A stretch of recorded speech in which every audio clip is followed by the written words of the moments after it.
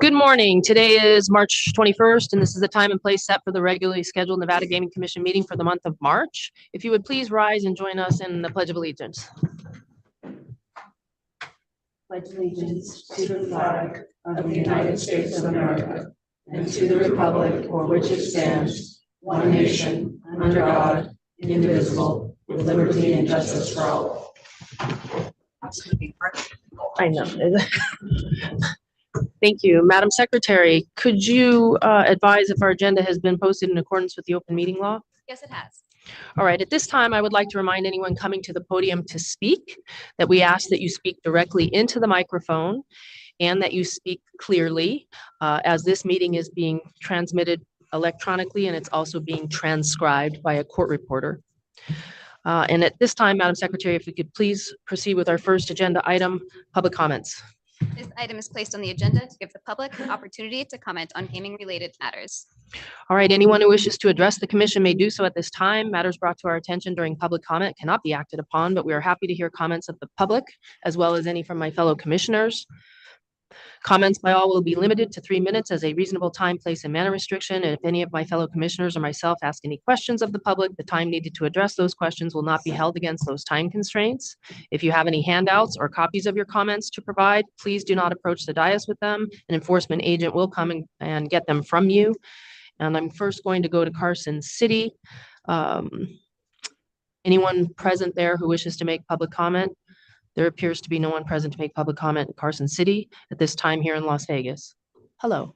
Hi, hello, good morning, distinguished body. My name is Catherine Duncan.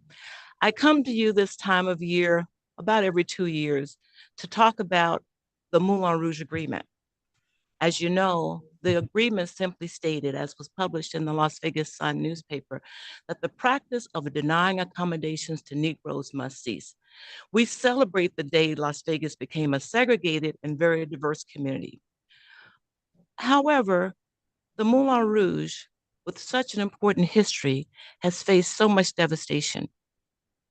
In 1960, at the Moulin Rouge Agreement, the most powerful people in Nevada came together and made an important decision.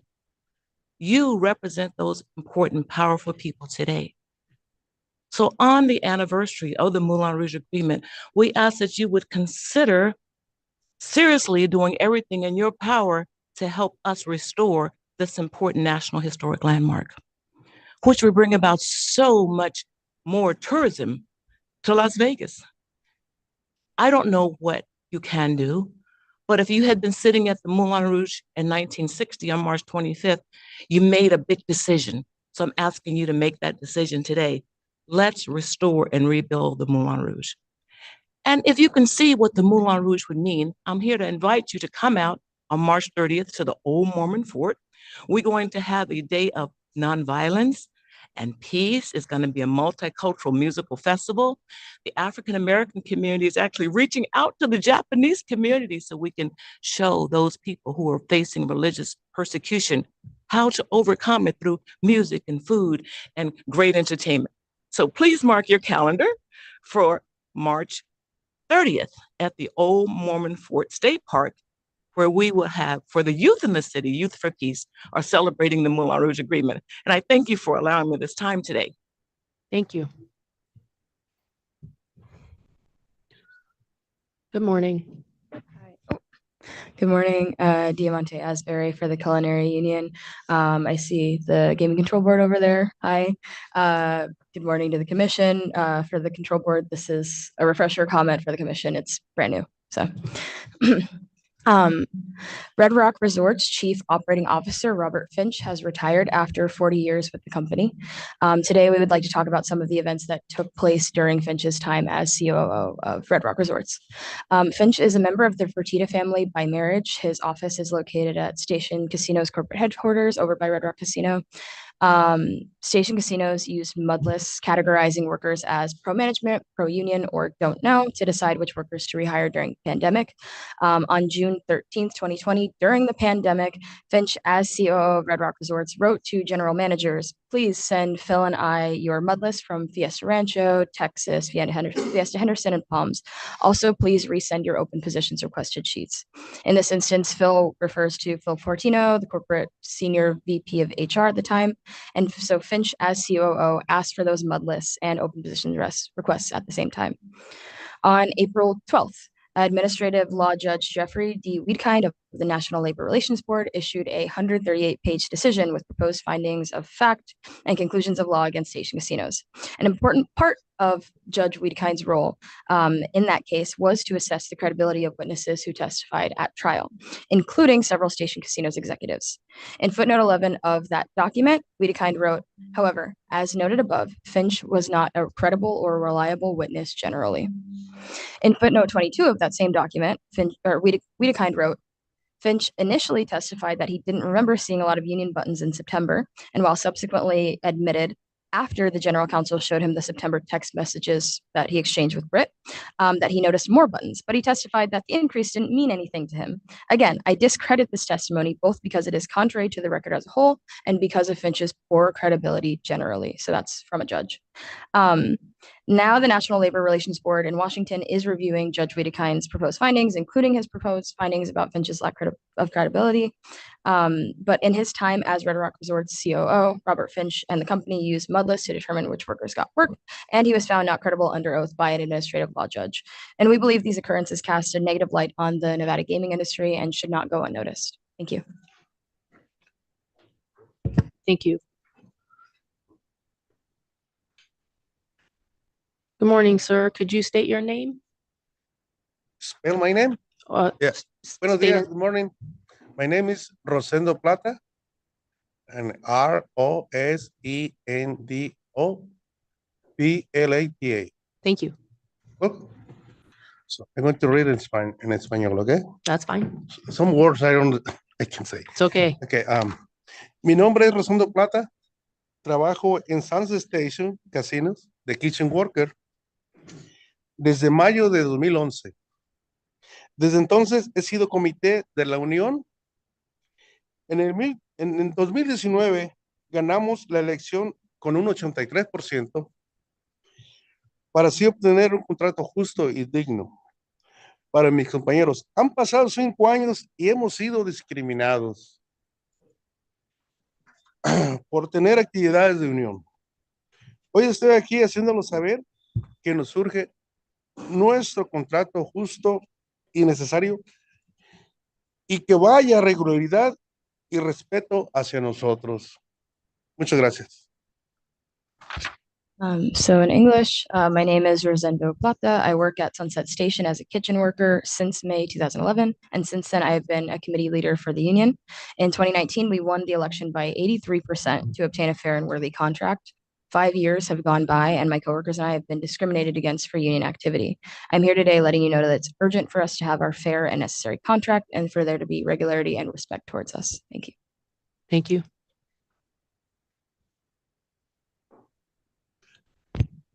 Good morning, members of the Gaming Commission. Zachary Popple for the Culinary Union. My comments concern the Rampart Casino at the resort at Summerlin and an active beneficiary and director within its ownership structure.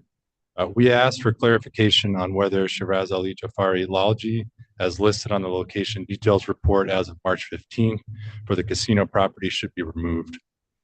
Shiraz Ali Jafari Lalji is listed as an active beneficiary and director within the ownership structure of the Rampart Casino at the resort at Summerlin, according to the Nevada Gaming Control Board location details report for the property for March 15th, 2024. Shiraz Ali Jafari Lalji died March 28th, 2020, according to United Kingdom government probate records. A will from 2004 for a Shiraz Ali Jafari Lalji of London appoints his brother Amin Mohammed Jafari Lalji and other family members as executors and trustees.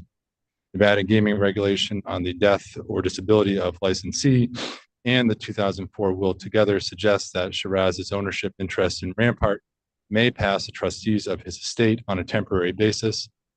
Board and the commission may grant temporary license for such period of time as it may deem necessary. We request to know whether a temporary license was issued and ask again for clarification on whether Mr. Lalji should be removed. I have a copy of the Logi will and a letter we sent to Rampart Casino owners to submit along with my comments. You will see in our letter, to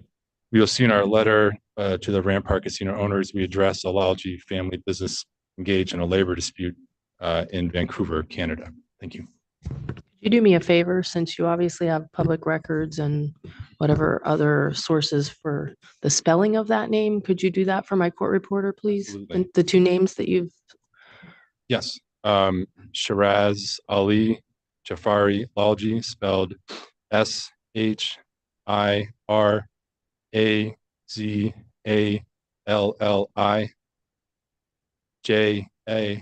JAFFERALI. Lalji, spelled LALJI. That's one name. And then the brother Amin Mohammed is AMIN MOHAMED. Jafari, JAFFERALI. Lalji, LALJI. thank you. So you have your documents and we'll get those from you. Thank you. Is there anyone else present that wishes to make public comment? That will close, there being no one else here to make public comment, that will close our public comment section. Thank you. Madam Secretary, the next item on our agenda is the approval of the prior month's disposition. Pursuant to NRS 241.035, this item is the consideration of the approval of the Nevada Gaming Commission disposition, February 2024. Right, each of us has had the opportunity to review the prior month's disposition. If there are no questions or comments, then will someone bring a motion? Madam Chair, I move for approval of the prior month's disposition. Any discussion on the motion? There being none, all in favor, say aye. Aye. And there are none opposed. Thank you. Madam Secretary, please read in the non-restricted consent items.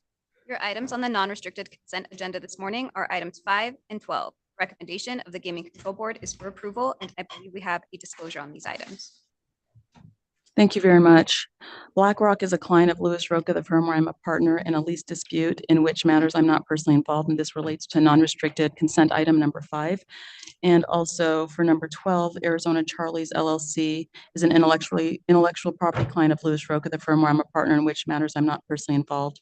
For both of these matters, I have no pecuniary interest in the outcome of these consent agenda items, and I don't believe the independence of judgment of a reasonable person in my position would be affected by the relationship described on the record, and I therefore intend to participate. Thank you. All right. As far as these two consent items, are there any questions or comments by any of the commissioners? There being none, does anyone wish to make a motion? Madam Chair, I move for approval of non-restricted items number 5 and 12 is read into the record by Madam Secretary and is recommended by the Gaming Control Board.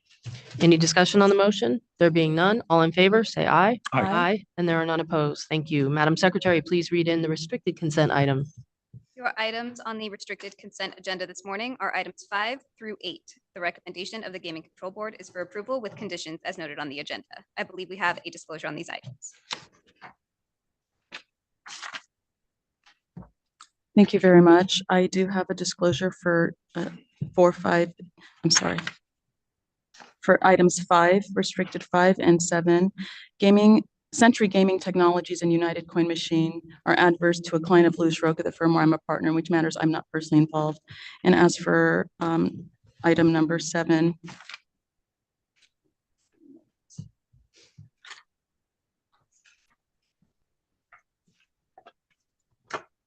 that's the only one.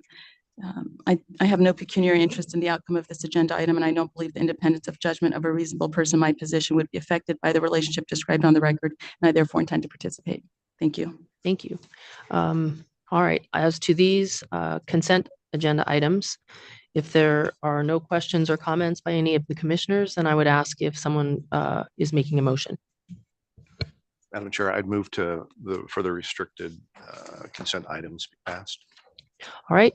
Any discussion on the motion to approve these? There being none, all in favor, say aye. Aye. And there are none opposed. Thank you. Madam Secretary, could you please read in the new game consent item?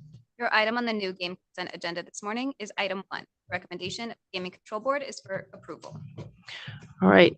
Are there any questions, comments on this item from the commissioners before I solicit a motion? Anyone wish to make a motion? I'm happy to make a motion, but I also appreciate watching the Gaming Control Board meeting where I think it's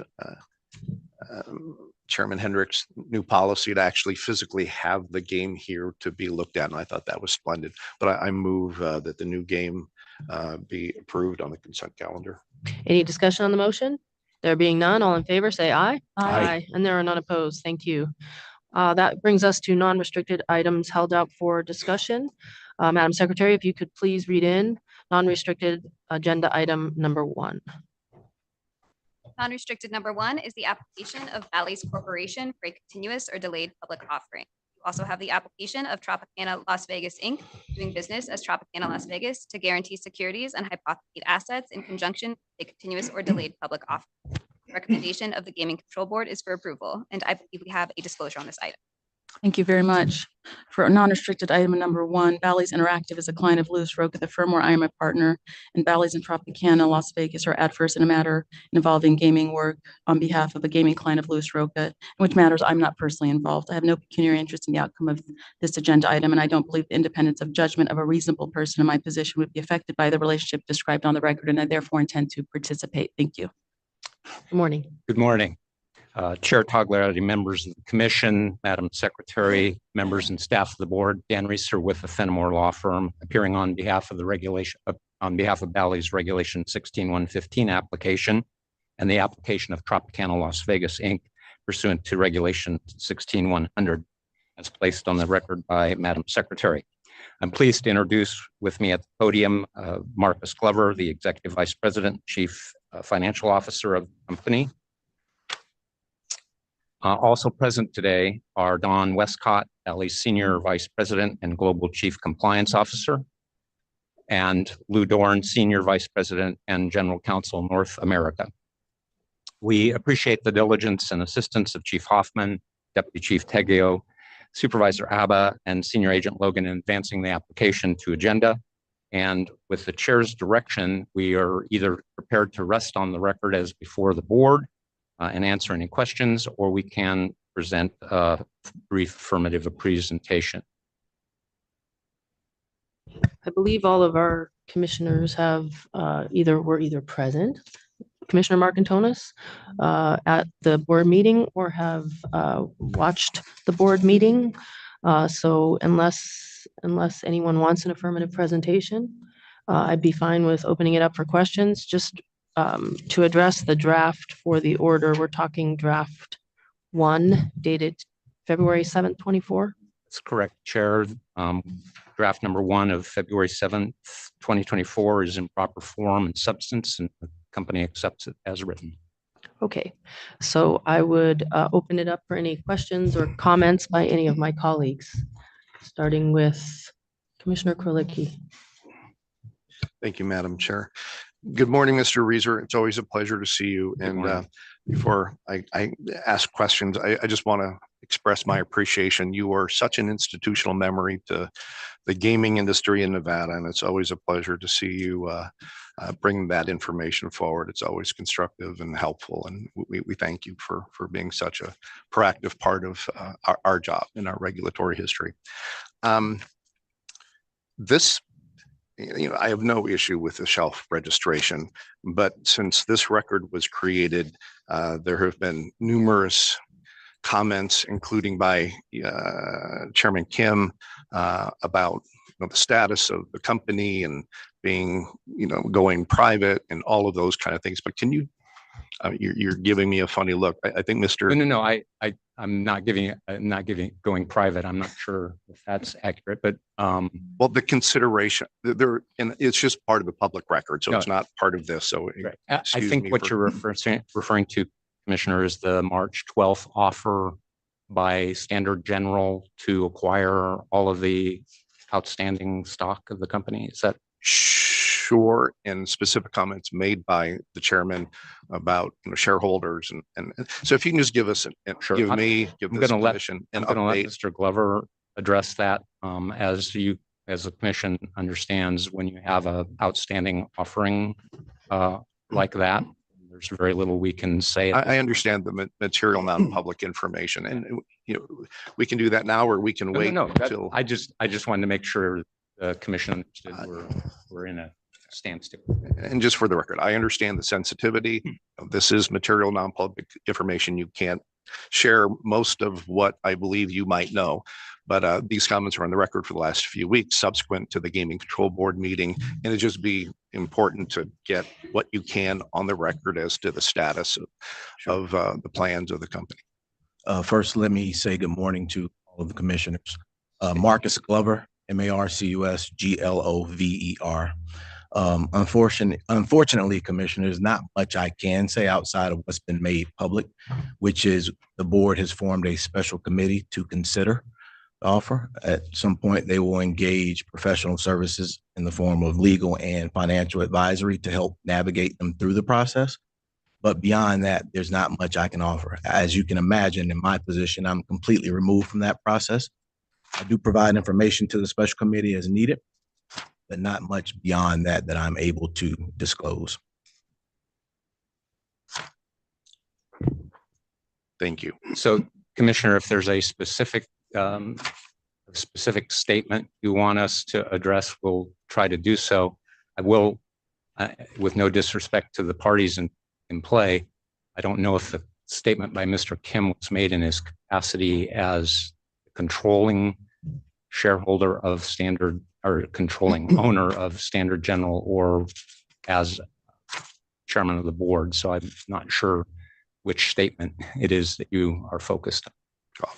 You know, what's been stated on the record is sufficient. Okay. Again, I'm aware of these conversations. We don't need to quote the chairman either in a personal or professional capacity, but it's out there and you recognized it. And I do understand that we can't speak about most of it. It's an interesting time though for the company and all of these things. The only other thing I'd put on the record is that there was a previous such offer made by Standard General. It went through the whole process and was not approved by the board of directors. So this is not the first time that this has happened. Understand. And I know you spoke about it at great length at the Gaming Control Board, but I still think it's important if you can give us perhaps an update on Chicago and that situation, and also the situation at the Tropicana, you know, the hiring fairs and so the employees are being put on the marquee and you know, those kind of things and all touching. But, you know, in the last couple of weeks, again, I think much has occurred. And if you can just update, you know, Certainly. Sure. So I'll let Mr. Glover again address. I don't know that there's been any significant developments in Chicago, but he can correct me if I'm wrong and then reiterate what we told the board at that time, Chicago project. Sure. Commissioner, not much has changed since the last meeting. We feel very confident, obviously with the operations, which Mr. Patel can speak to.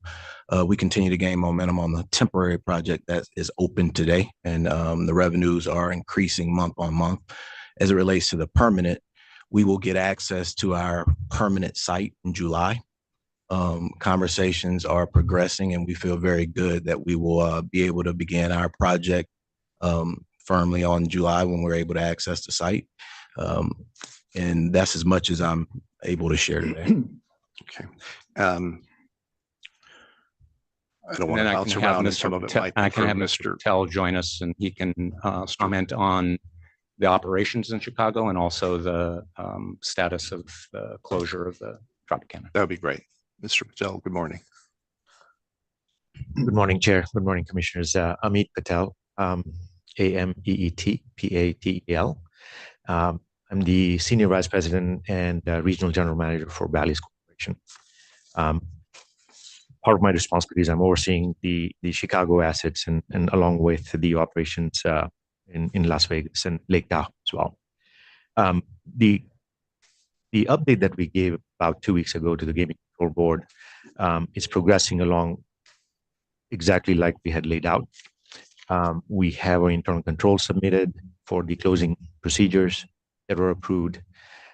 We had committed to 2 designated job fairs specifically for Tropicana team members. One was on the 19th and one's tomorrow. So the one that occurred a day ago was very well received. We had over 50 employers come to the table to recruit Tropicana employees. There were gaming companies, there were strip gaming companies as well as non-gaming companies as well. The county commissioners were extremely helpful in putting these job fairs on and promote that in the social media channels. So we got tremendous response out of that. Our team members the feedback that we've received from our team members at Tropicana has been extremely positive as to the reception they've gotten, the coordination between us and potential employment opportunities, the timing of the transition of when they can leave Tropicana and when they can join potential employers as well is very well coordinated with our management team. So we're very proud and excited about these team members who've been very loyal and dedicated for the past 20 plus years, majority of them. And what you're seeing today in Tropicana inside the building is a lot of celebrations going on in the heart of the house, a lot of recognition. Commissioner, you alluded to the marquee sign where we highlighted each one of the team members, 700 team members that we have. Could not have been a better proud moment for those team members and their families. And that's the feedback we've received. We plan to continue the operation as is up to April 2nd, which is coming soon. The closing procedures that we laid out 2 weeks ago will remain the same, where the gaming activity will end at 3 a.m. on April 2nd. And then all the checkouts and restaurants and non-gaming amenities will close by noon on April 2nd. Excellent. And thank you for that update. And since you're up there, I'm not going to let you wander away too far. Sure. I'm the commissioner not from Clark County, Nevada. I live in Douglas County and a stone's throw from Bally's Lake Tahoe, which I've enjoyed that property for many years in its various renditions. But the new convention center has been a welcome thing by most people in Tahoe and Douglas County.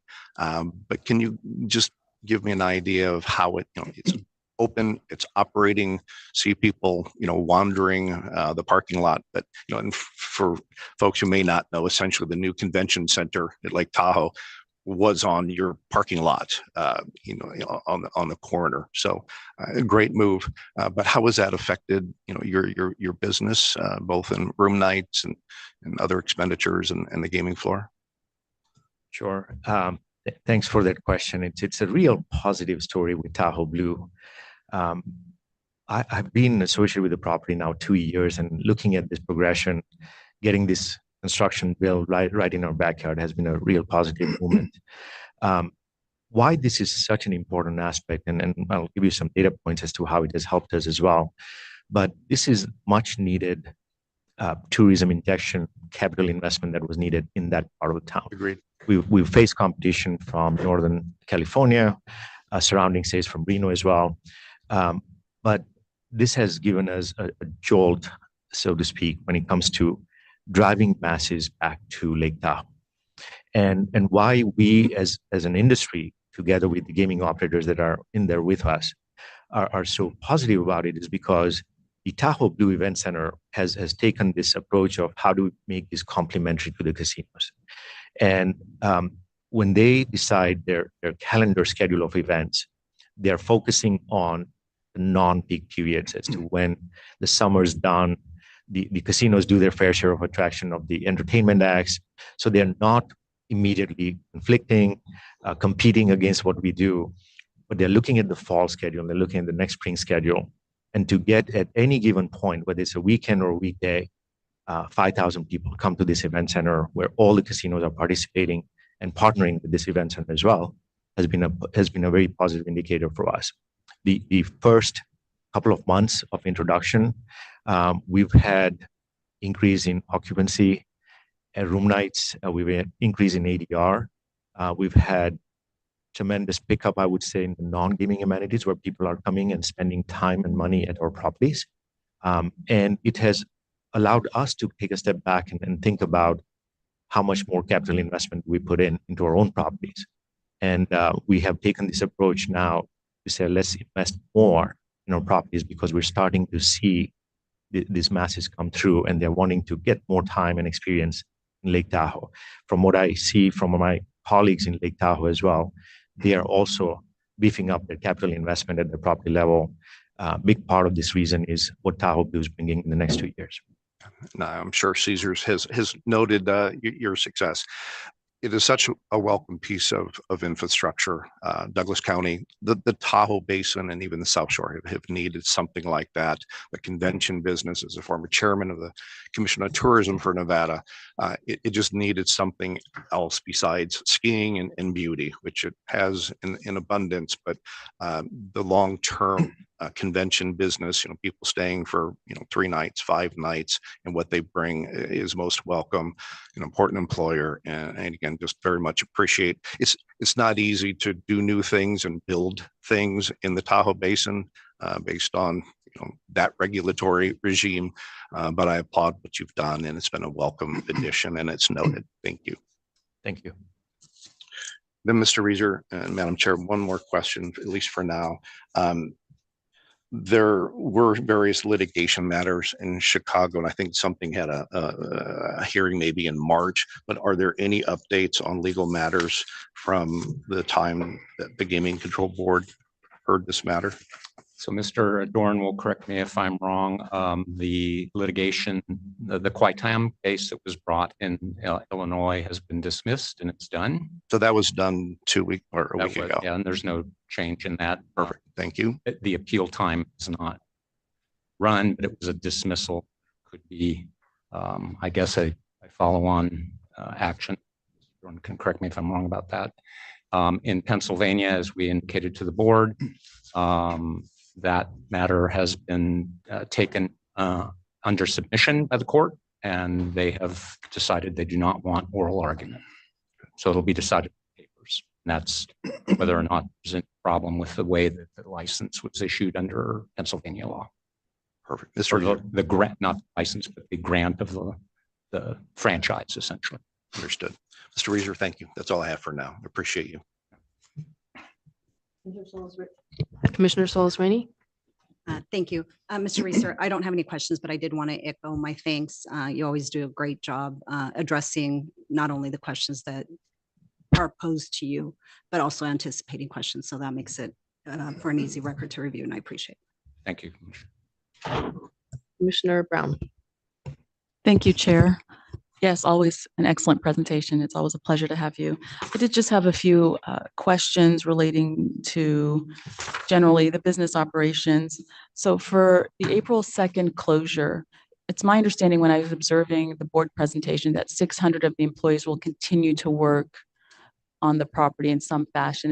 Was that a correct understanding? Well, I'm going to let Mr. Patel correct me, but I believe that there's like a 90-day ramp down.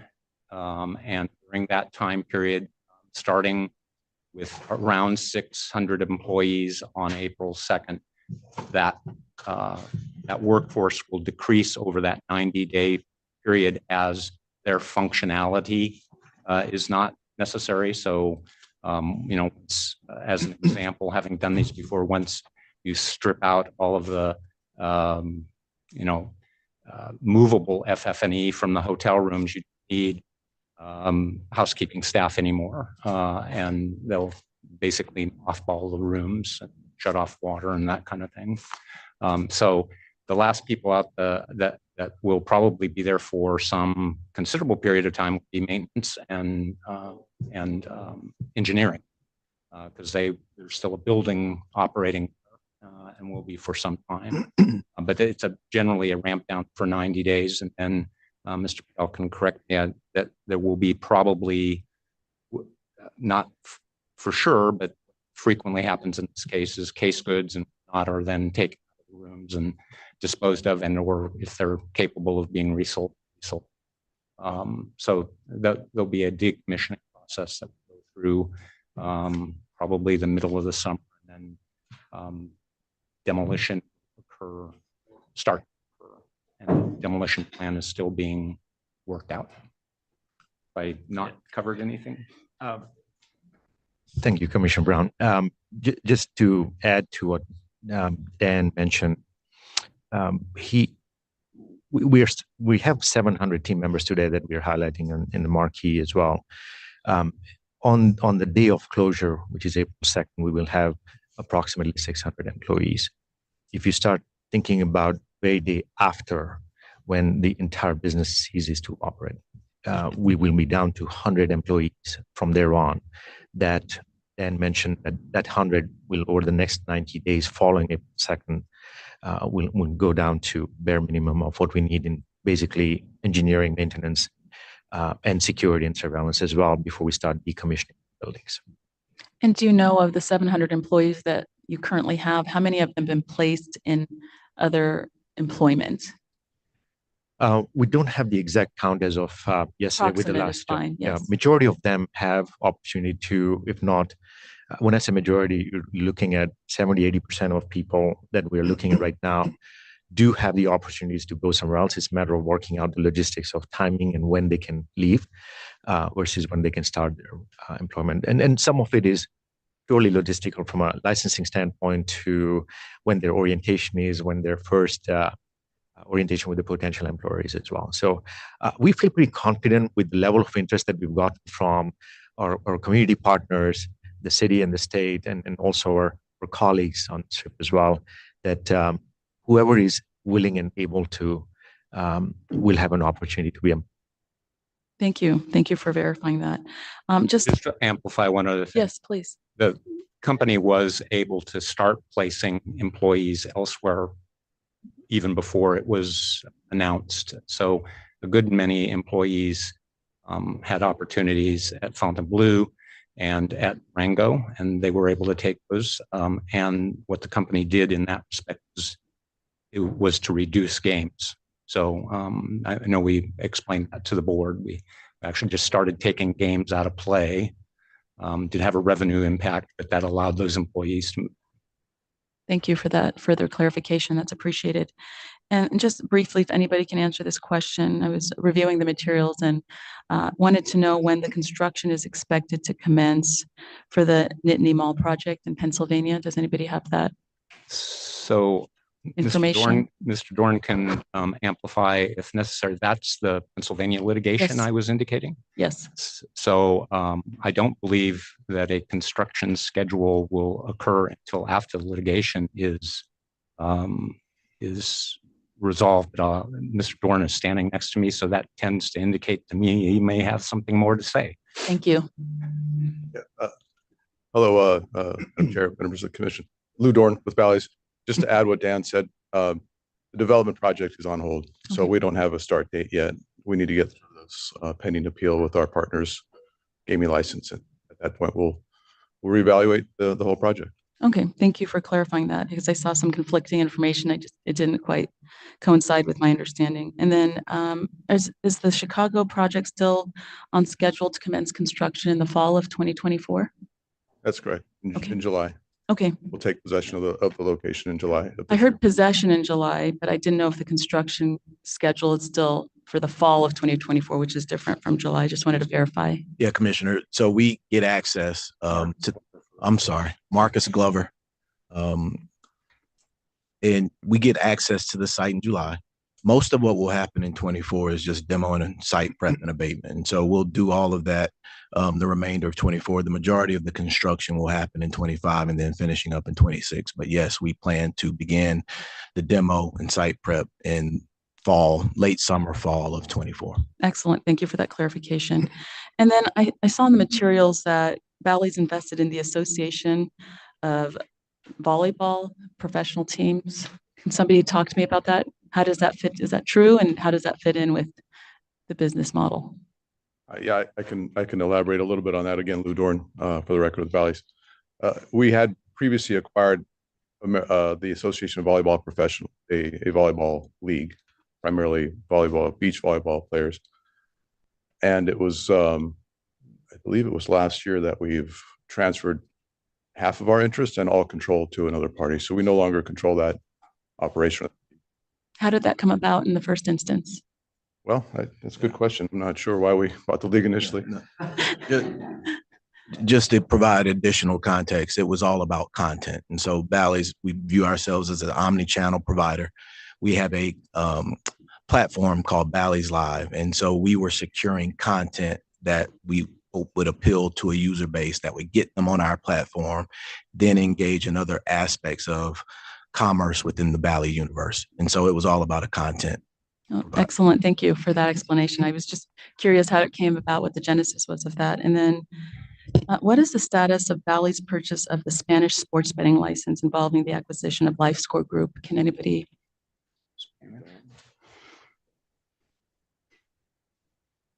I was just curious. I saw it in the materials. We're in conversations. We are pursuing that license. Yeah, we obviously offer the iCasino product in Spain, and there are some restrictions on advertising within Spain to appeal to consumers. We view the sports betting license as a means to acquire a new customer through that. So we're in conversations. That has not, we have not signed that deal yet, but we are pursuing that license. Okay, thank you. And I just had one final question about the breach of the AML and social responsibility provisions fine of 7.7 million. Has that been paid by the Gamesys Operations Limited to the UK Gambling Commission yet? I'll let Mr. Westcott. Thank you. For the record, Don Westcott, on behalf of Bally's. Yes, we did receive that invoice and we did payment back to the commission. Excellent. I'm glad we buttoned that up. I have no further questions. Thank you, everybody, for your presentation today and for your time. Commissioner Marcantonis. Thank you all for being here. And I found the presentation at the Gaming Control Board extremely well done and very detailed. Our priority in many cases, such as this, are the people. And you've done a lot, as Mr. Patel has explained, with the job fairs and trying to get people to be placed beforehand. But when you, well, not but when you hear the statistics that you have such a high percentage, I think it was 26% that you mentioned, that have 20 plus years of service at the Tropicana. And I wondered if there was any other color you'd like to provide. Is there anything special being done for some of those people who may not be as easily placed, even for the new properties, Fontainebleau and Durango, just because of having seen this before at many properties up and down the strip? So I don't know if you want to elaborate any further, Mr. Patel, but thank you. Go ahead. Thanks for that question, Commissioner. Amit Patel again. I noted earlier about our team members willing and able to seek other employment opportunities. And I'll highlight at least the team members who have high tenure with us, more so 26%, as you mentioned, are over 20 plus years of service. I highlighted 2 weeks ago that 3 of our team members are 50 years plus in service, that spend their entire life. They've introduced other family members, friends and family as well, to come and work at Tropicana. And the answer that I'm providing here is really on their behalf. It's not my answer, because when you talk to them directly, they'll tell you this is my home, and this is where I belong, and all the way up to the end, even if I have to close the doors, this is where I want to be. So when we talk about other employment opportunities, this is something that they've debated internally as a family about, is this time to retire versus is this time to seek employment, or is this time to do something part-time only? And we leave those decisions to them. Our goal as an employee is to make sure that we respect their tenure, respect their service, truly cherish and celebrate what they've done for the community, and literally help them in pursuit of what their goals are. And if they come back on April 2nd or even April 3rd, for that matter, and say, we would like to see just a part-time employment with a non-gaming operator, we would be behind that 150% supporting them and getting. Bravo. Thank you for that response, Mr. Patel. Thank you, Chair. Well, we've covered a lot of questions and information. I don't have any additional questions. And so does anyone have anything else as a result of what's been brought up by any of us? All right. There being nothing additional, I think we have enough information to make a decision and a vote. And so solicit a motion at this time. Right. Okay. Madam Chair, I move for approval of non-restricted item number 1 as read into the record by Madam Secretary and is recommended by the Gaming Control Board pursuant to draft 1 dated February 7th, 2024. Any discussion on the motion? There being none, all in favor, say aye. Aye. And there are none opposed. Thank you. Madam Secretary, if you could please read in now non-restricted number 2. Non-restricted number 2 are the applications of Tracy Harris, Marcus Glover, and Amit Patel, finding of suitability and or licensure as a director, officer, manager, key employee, and or key executive as noted on the agenda. The recommendation of the Gaming Control Board is for approval. I believe we have a disclosure on this item. Yes, thank you. I'd like to incorporate by reference the disclosure I made in connection with Bally's Interactive being a client of Louis Roca, the firm where I'm a partner, and Bally's and Tropicana, Las Vegas, being adverse in matters involving gaming work on behalf of the gaming client of Louis Roca, a firm where I'm employed and in which matters I'm not personally involved. I have no pecuniary interest in the outcome of this agenda item. I do not believe the independence of judgment of a reasonable person in my position would be affected by the relationship described on the record, and I therefore intend to participate. Thank you. Good morning again, Chair Tagliati, members of the commission, Madam Secretary, members and staff of the board. Dan Reeser with Fenimore Law Firm on behalf of the applicants, Ms. Harris, Mr. Glover, and Mr. Patel. We are here on their applications as placed on the record. I'd also like to introduce and recognize Scott Andrus of the Buck and Bingham firm, who is with us today and enrolled on the applications of Ms. Harris and Mr. Glover. We appreciate professionalism and diligence of Chief Hoffman and his staff in processing the applications. In a somewhat unique manner, he put together a team that did all three of them together, including the corporate application. We'd like to recognize Deputy Chief Rippey, Supervisors Doyle and Moyle, Senior Agents Robertson, and Agents Lundeen and Thompson. Unless you direct otherwise, Chair, we can provide a few abbreviated comments on each of the applicants, or we can stand up. Sure, I would love to have each one step forward and just make a few comments. And I'd like to ask Ms. Harris to join me then at the podium. And this is the part where we make them feel good about everything they've done in their lives. Well, and also if you got to fly all the way across the country, you ought to get some time on the right. Yeah, right. So I'm pleased to first introduce Ms. Harris, who's with me at the podium. She's the chair of the audit committee at Bally's Board of Directors, and her application was filed pursuant to NGC Regulation 16415 3B. She received her BS in marketing from Fontaine, and I probably have made that too French, University in 1985, an MBA from St. Louis University thereafter, and she completed her MPA in government administration at the University of Pennsylvania in 1995. She's been employed in corporate and government finance and served as the chief financial officer for several public institutions and private organizations, which we reviewed on the record with the board. She currently serves as a trustee and audit committee chair of the District of Columbia Retirement Board, as an independent director for Care First Blue Cross Blue Shield in Maryland, and to 1847 Holdings LLC, a publicly traded New York private equity investment firm. She's been submitted for licensing and qualification applications in 15 jurisdictions, and she has been licensed, found suitable in 7 states, and has temporary key employee qualifications in Indiana and New Jersey. Ms. Harris is available to respond to any questions the commission might have. Welcome. So we appreciate you being here, and it's a pleasure to meet you. I feel as if there was a long-standing board of Overachievers Anonymous, you would be right there, speaking of boards. But thank you for being here. We really appreciate it. What I thought I would do is open it up for any questions or comments of any of my colleagues, starting with Commissioner Marcantonis. Thank you, Chair. Thank you for being here, Ms. Harris, Mr. Glover. Amazing backgrounds, as I repeat what the judge has said.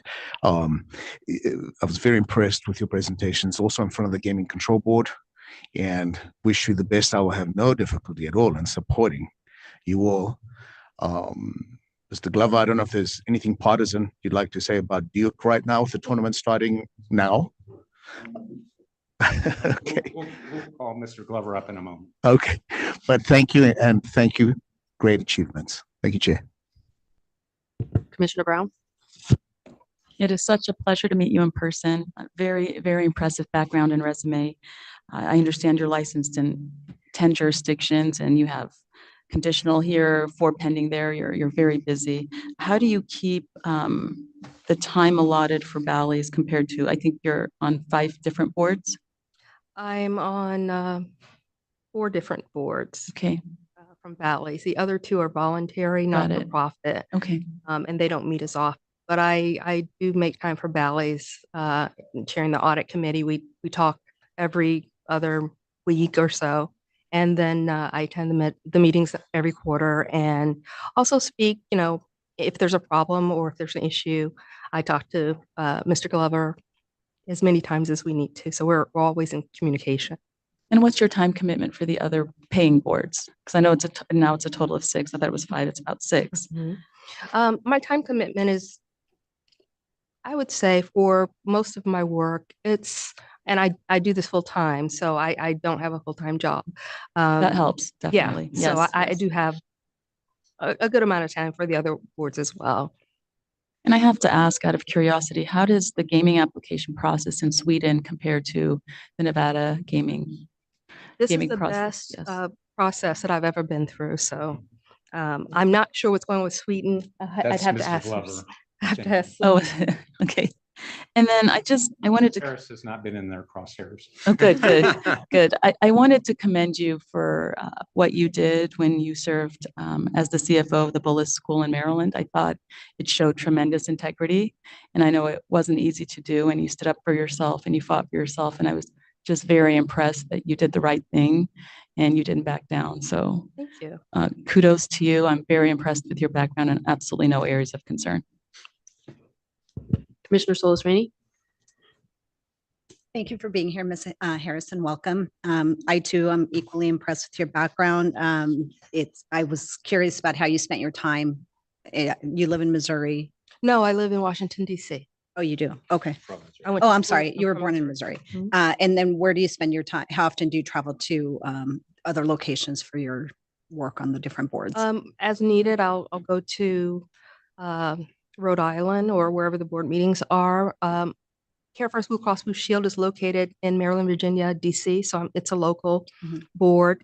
District of Columbia is a local board, and most of my 1847 work has been since COVID remote, so we do it on Zoom.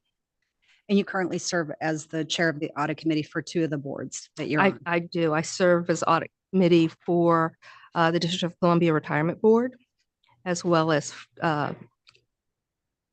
Bally's. Do any of those boards have limitations on how many boards you can serve on? Because Bally's is the only publicly traded company, there is an SEC limit on the number of boards you can serve as audit chair on. Care First Blue Cross is a not-for-profit, and the District of Columbia Retirement Board is a government agency.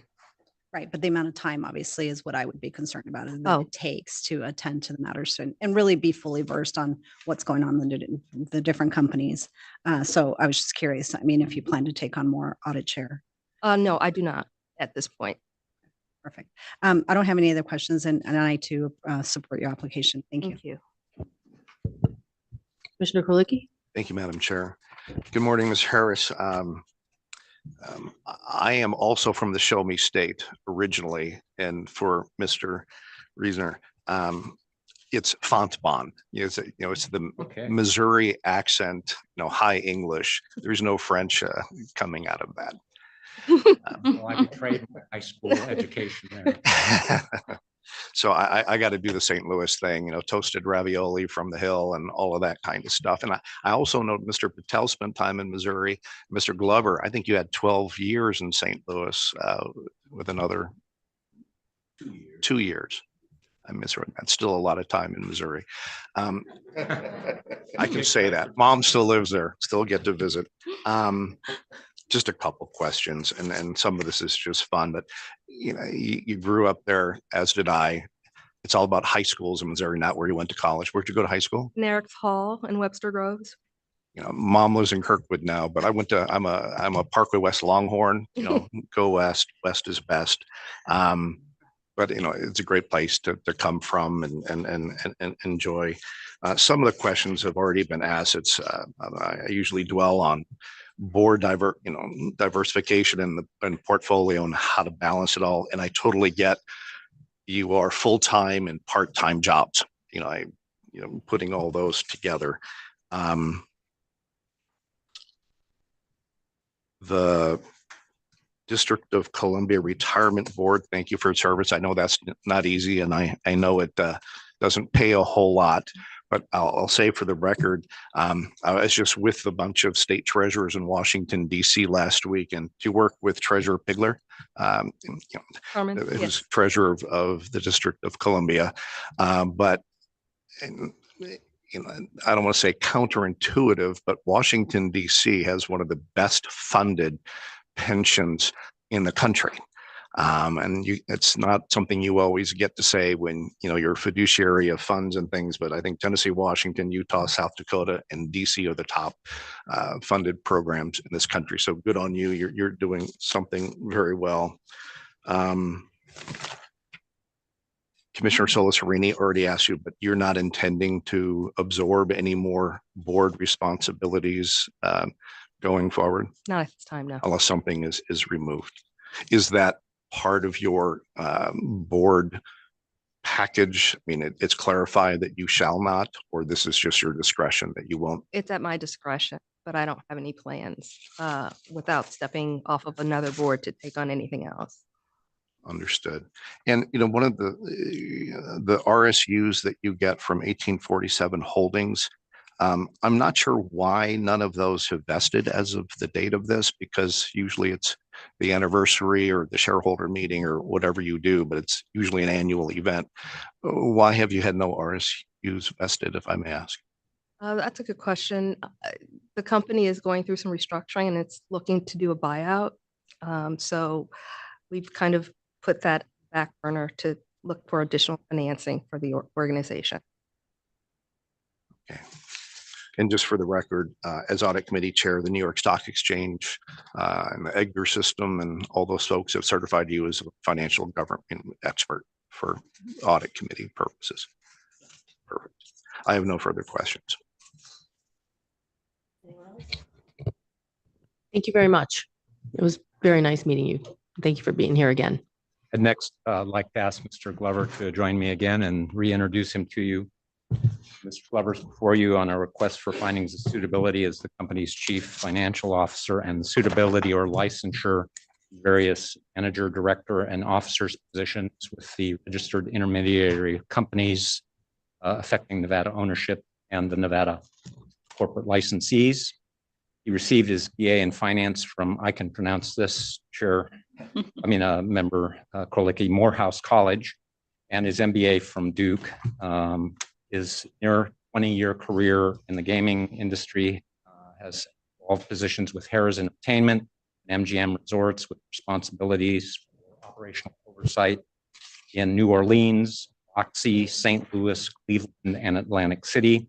He joined Bally's in June of 2023. He's been a board member or trustee of over a dozen community and civic organizations, as I to the board. My favorite, the Rock and Roll Hall of Fame, and has been licensed or found suitable in 14 jurisdictions and has applications pending in about a half dozen others. And he is available to answer questions. Would love to talk to you about Sweden if that is your desire. Thank you again for being here. Thank you, Chair. Thank you, Commissioners. So why don't we cut to Sweden? What's their process like? It was purely application paper-based. I submitted and actually would have enjoyed a trip to Sweden, but that didn't happen. So it was all submitted remotely. Well, thank you for that. That's good to know. But the Nevada process has been quite fantastic. Not annoying. I got that right. Well, we appreciate that. I'm going to ask my fellow commissioners to my left here if they have any questions for you or comments. No further questions. Impressive career, Mr. Glover. Thank you. Congratulations. Thank you. Thank you. I have nothing to add. I mean, really, you've had such a wonderful career and made such a great name for yourself and have a wonderful reputation in the community. And I'm very impressed and nice to meet you in person, of course. And what is the status of, I thought that you had 21 other applications pending in other jurisdictions. What is the status of those applications? Commissioner, I'll be quite honest with you, I have a ton out that I have not even been able to keep track I'm with. sure. Mr. Sure. Andrus helps me out Mhm. periodically. I couldn't give you the exact count of what's outstanding today. What a great privilege, though. I mean, you're rising up, you're doing excellent work, and to have that many applications pending is substantial. So I have no areas of concern. Thank you for appearing today.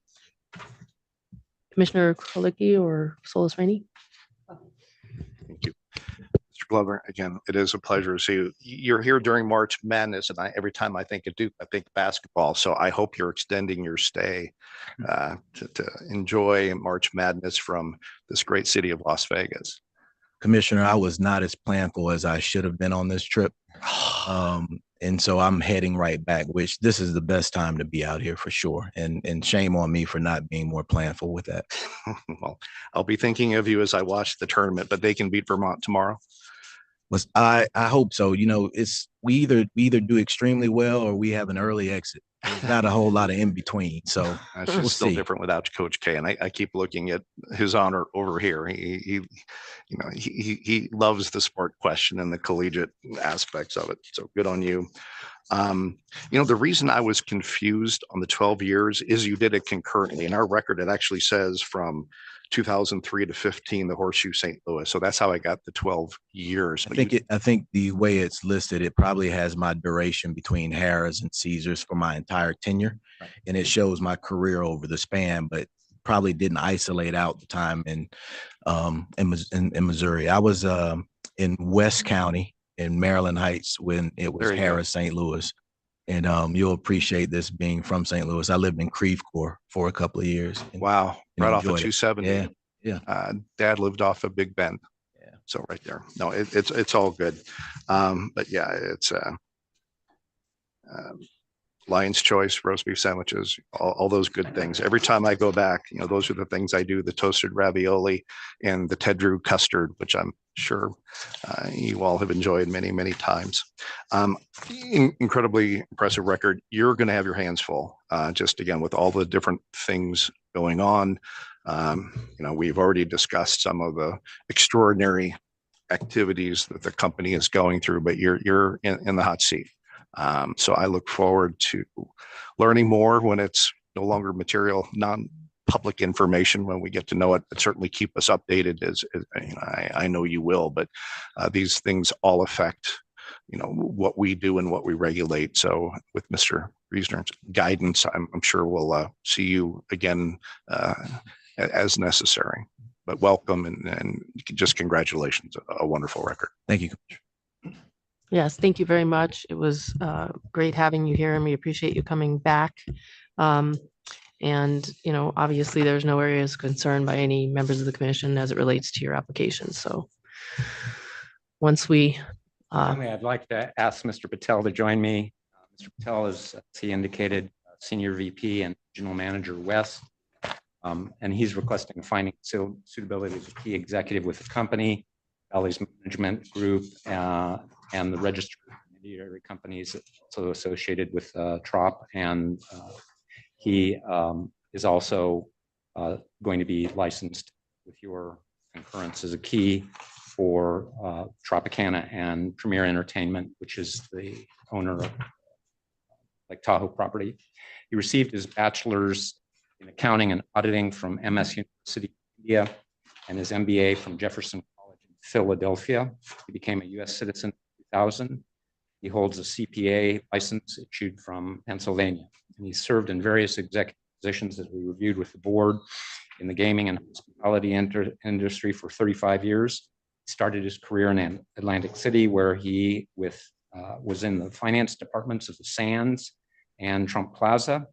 And he's held several executive operational roles after that with Hemister Enterprises, Sun International, Egan Sun, Resorts Casino, Atlantis Paradise Island, Charlestown Race and Slots, Argosy Casinos, and National Gaming.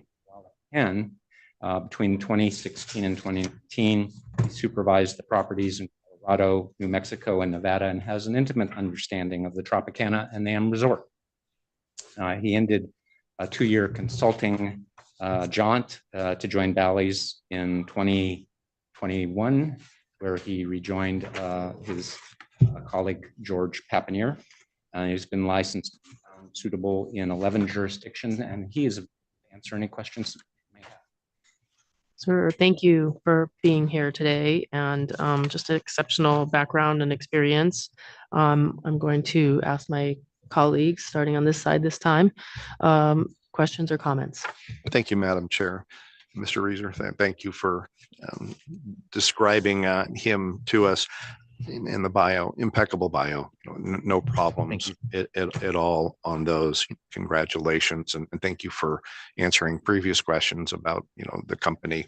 The only thing that is somewhat lingering to me is from the Gaming Control Board questions, and specifically, I think Chairman Hendrick was about some of the family loans, and as we are a tax collection group, just if subsequent to that meeting, if you've taken any actions to clarify, gift taxing and those kind of things, just so there's no confusion, Mr. Reeser. We have Mr. Patel charged me with this. Following the board meeting, he asked me to consult with our senior tax partner.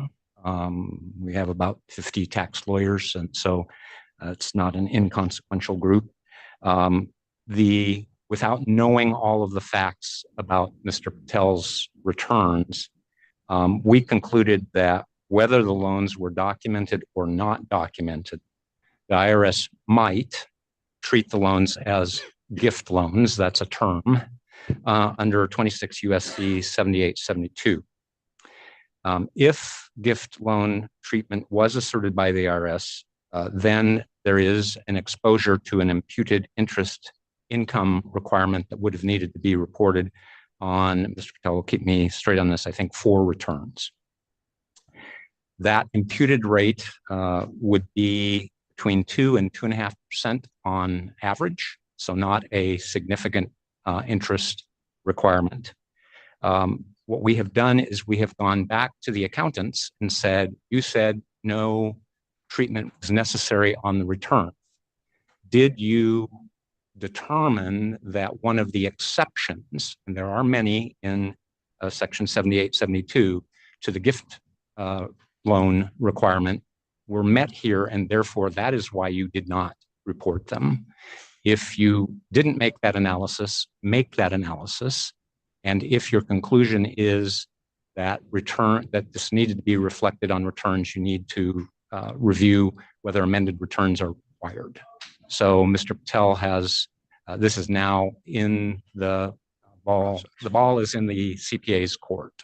Excellent. And thank you for being immediately on top of that. Isn't it a pleasure to be here with us and we get to do all these lovely things for you? Absolutely. Your family needed this clarification. And Mr. Reeser, I'd not heard of gift loans before, but now I know it's officially part of the IRS lexicon. It did concern me that Chair Hendrick knew about it. Oh, he is here. The monitor's in the way, so he gets a shout out. I'm fully supportive and appreciate and the team that Bally's is bringing to us for approval today. It just is an enhancement and just a wonderful thing. I mean, you've been engaged already, but just being part of Nevada's gaming community, you wear it well, and we appreciate it. Thank you so much. Welcome, and thank you for being here. I also didn't have any questions. I was going to follow up on the gift loan issue, but he beat me to it. So I appreciate you being here and look forward to seeing more of you. Thank you. Commissioner Brown. Thank you so much, Chair. It's a pleasure to meet you in person. Thank you for coming before us today. What an interesting background you have and career you've had. I mean, you were born in Tanzania and now you are standing before us in Las Vegas. It's very exciting for you, I'm sure. Very. And, when I watched you and observed you during the board presentation, you speak with so much pride about the employees and you seem to have so much kindness and empathy. And how cool would it be to have a boss like you? I mean, you're wonderful. And I really have absolutely no areas of concern. You've got a wonderful background and career, and we're pleased to welcome you. And thank you so much for your time. Really, really appreciate it. Thank you. Commissioner Marcantonis. Nothing further. Good luck with this monstrous project and the next few months for all of you, Mr. Patel. Thank you. Thank you for being here. Thank you. Thank you. So I echo the comments of my colleagues. I have absolutely zero concerns going forward to support the applications here. Sir, you're eminently qualified to be part of the fabric of our gaming community, and we're happy to have you. So with that said, is there a motion? Sure. Chair, I move for approval of non-restricted item number 2 as recommended by the Gaming Control Board and is read into the record by Madam Secretary. Any discussion on the motion? There being none, all in favor, say aye. Aye. Aye. And there are none opposed. Thank you very much and good luck. Thank you for your attention to these matters. Madam Secretary, could you please read in non-restricted number 3? Non-restricted number 3 is the application of Fifth Street Gaming LLC doing business at the Western Hotel and Casino for a non-restricted gaming license, slot machines only. Recommendation of the Gaming Control Board is for approval with conditions as noted on the agenda. I believe we have a disclosure on this item. Thank you so much. Western Hotel is the adverse borrower for a bank client of Lewis Roca, the firm where I'm a partner, in which matters I'm not personally involved. I have no pecuniary interest in the outcome of this agenda item, and I don't believe the independence of judgment of a reasonable person in my position would be affected by the relationship described on the record, and I therefore intend to participate.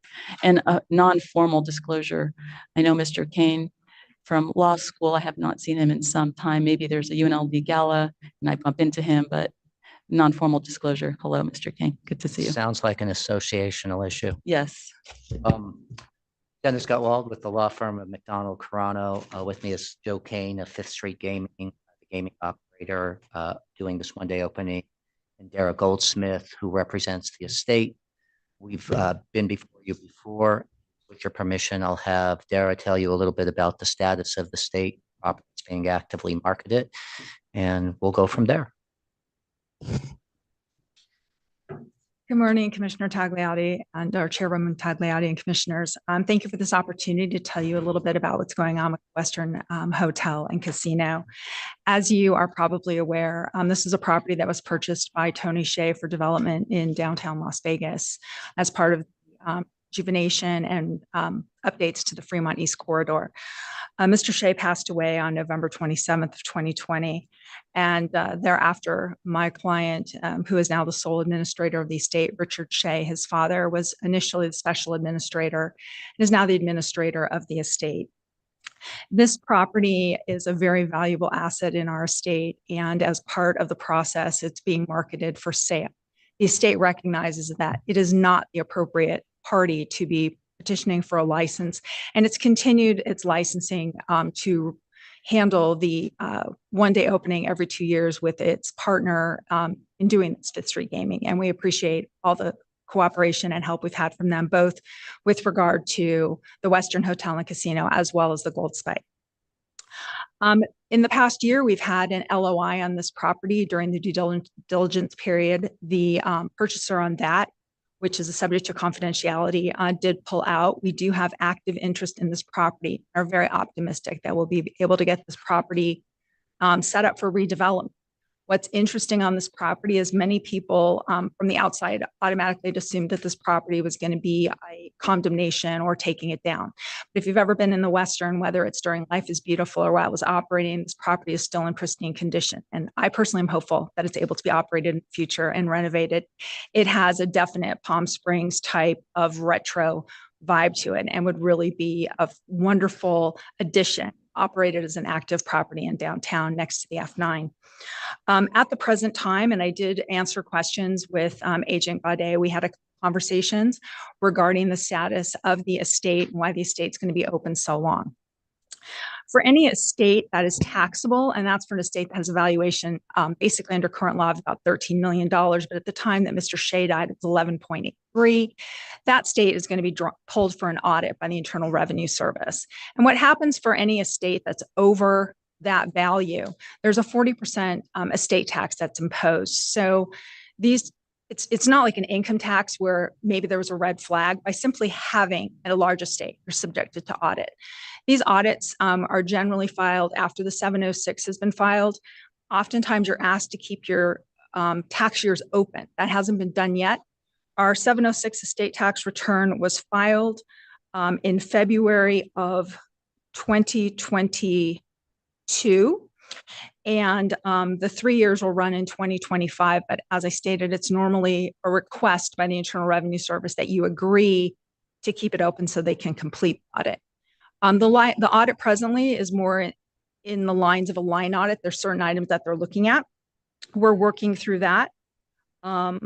Additionally, there were some questions regarding about when we'd be able to close the estate. I would estimate it's probably a year after the 706 estate tax return is accepted, which would probably put us somewhere around February or in 2027. That being said, there's presently, in addition to the estate being open, we have an ancillary estate in the state of Utah, and we do have litigation that's pending in Utah as well as in Nevada. A couple of those cases are in the discovery process, motion process. One of those cases is a very new case, but we're optimistic that we may be reaching a settlement on that. We're waiting our 16.1 on that. I'm happy to answer any questions that anyone may have. I do want to point out that the city tavern license has been extended. We've been back before the city. That license will be in effect until, it won't require a new application until for approval until February 2025. So we've been actively doing this. We're really optimistic to get this property reopened. We know you have a few grandfathered licenses that are out there. This is one, and we're hopeful that this will be a success story for you in the future. Thank you for that very detailed update. We appreciate the additional information. Does anyone have any questions or comments? It still makes me sad every time I hear the name Tony Hsieh. He was such a bright light for Las Vegas, especially downtown Las Vegas and the revitalization. And you can see so many things that he's done for downtown Las Vegas. But what is the company doing to locate a buyer? Do they have a broker? And just in terms of the marketing and the outreach? Because I know this has been a process that's been going on for some time. The LOI just got pulled. That is an excellent question. Actually, we have been working. We went through a process over a year ago where we interviewed brokers, both nationally and locally. And we ended up choosing 3 brokers for the properties because it's a different skill set. Mr. Hsieh just didn't own one type of property. Ultimately, of the 3 chosen brokers, we interviewed about 12. 2 of those entities merged. So we're working with Logic as well as Avison Young at the present time. So this is one of the Logic properties, and it's part of our concern or going forward on marketing in part was because this is a 2-year renewal. We were so close to the time when this was coming up. We wanted to wait until we had both the tavern license renewed and this to really begin the active marketing. It's been marketed, but it hasn't been a full court press, using my Sweet 16 tournament terminology. Perfectly placed, perfectly placed. So to the extent this is approved today, then maybe there'll be more aggressive marketing because all the ducks will be in a row, so to speak, and you're meeting your obligation from a fiduciary level to make sure that this grandfather remains live and well. That is absolutely the case. Yes. Okay. Well, I have no areas of concern and no other questions. Thank you for the very thorough presentation today. Anyone else? I also don't have any questions, but I wanted to also acknowledge Joe Kane. We went to law school together. Great guy. Good luck with the. If you're going to recognize Joe, then I want to recognize Joe too. I didn't go to law school together. We just hung out in lovely places in Carson City regularly. So all good. All right. Well, now that the questions and comments have been addressed, I think we're ready to hear a motion on this. I move for approval of non-restricted item number 3 is read into the record by Madam Secretary and is recommended by the Gaming Control Board. Any discussion on the motion? No. There being none, all in favor, say aye. Aye. Aye. And there are none opposed. Thank you very much. Thank you very much. You didn't need your big binder. You never know. You never know. I'm glad you brought it. Madam Secretary, could you please read in non-restricted number 4? Non-restricted number 4 are the applications of Trevor Shearer Jr., Evan Sweet, and William Driver Jr. for licensure as the executive and the employee. The recommendation of the Gaming Control Board is for approval, and I believe we have a disclosure on this item. Yes, thank you. Dreamscape Flamingo Road Management LLC is an intellectual property client of Lewis Roca, the firm where I'm a partner, in which matters I'm not personally involved. I have no pecuniary interest in the outcome of this agenda item, and I do not believe the independence of judgment of a reasonable person in my position would be affected by the relationship described on the record, and I therefore intend to participate. Thank you. Good morning. Good morning, Chair, members of the Commission, Madam Secretary. Sonia Vermaze, I'm a shareholder with the law firm Brownstein Hyatt Farber Schreck, and I'm here with some executives from the Rio that are requesting your approval of suitability for their positions as either key executives or also a key employee. As you may recall, Dreamscape Flamingo Road Management LLC took over operations from Caesars at the Rio back in October. These executives were part of that transition team, and they are doing a great job at the property now. Each one of them can come up and answer any questions about their individual suitability or about current renovations and activities at the property. We can start with the president and CEO. That's Trevor Shear. Hi, welcome. Thank you for being here today. We appreciate it. And I'm not sure if you have any comments or if you'd like to just introduce yourself to us and tell us anything you'd like us to know. Sure. Trevor Shear, T-R-E-B-O-R, Shear, S-C-H-E-R-R. Born and raised here in Las Vegas, native of the city. My father and grandfather were both in the business prior to me coming. This is a shameless plug to Chair. Mr. Kowalik came from St. Louis. My father came out here from St. Louis when he was a boy. So been in the business since 1985. Started downtown at the Golden Nugget, worked at various properties up and down the boulevard since then. Well, it's a pleasure to have you here today. I think I will open it up to any questions or comments you have. I just simply noted that you went to Western High School, which was the nemesis of my Gorman in that day, back in the day. Back in the day. Although you were a little earlier than me, but not a lot. But anyway, I will open it up for any questions or comments anybody may have, starting with Commissioner Korlicki. Mr. Chair, welcome. Thank you for being here today. You're eminently qualified and totally comfortable with your application, and good on you. Happy to. I too welcome you. I don't have any questions or areas of concern. You have a great background and experience. So, Commissioner Brown. I wish you would teach at the law school or teach some sort of a class. You have decades of experience. I mean, you started with industry, the gaming industry, marketing table games, and look at you now. I mean, just wonderful to welcome you and to have you have absolutely no areas of concern. Thank you. Thank you. Mr. Scherer, so good to see you again. Well, and congratulations to your PR team. You guys are getting a lot of coverage in the press with the artist renderings.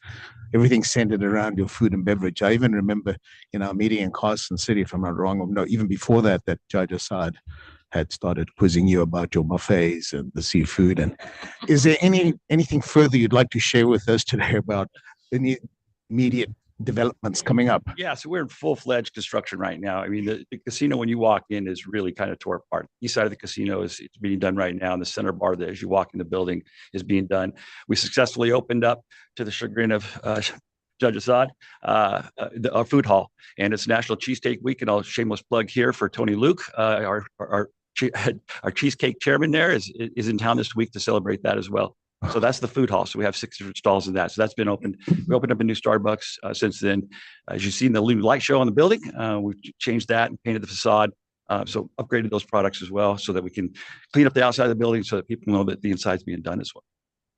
What about that wine bar you had many, many years ago down at the bottom that had that amazing collection of, I don't remember what was the whole flight that you had. It wasn't Chateau Margaux, but it was something else, wasn't it? It was quite extensive library down there from Mr. Marnell when he Yes. had the building and was running the building. It's the wine cellar.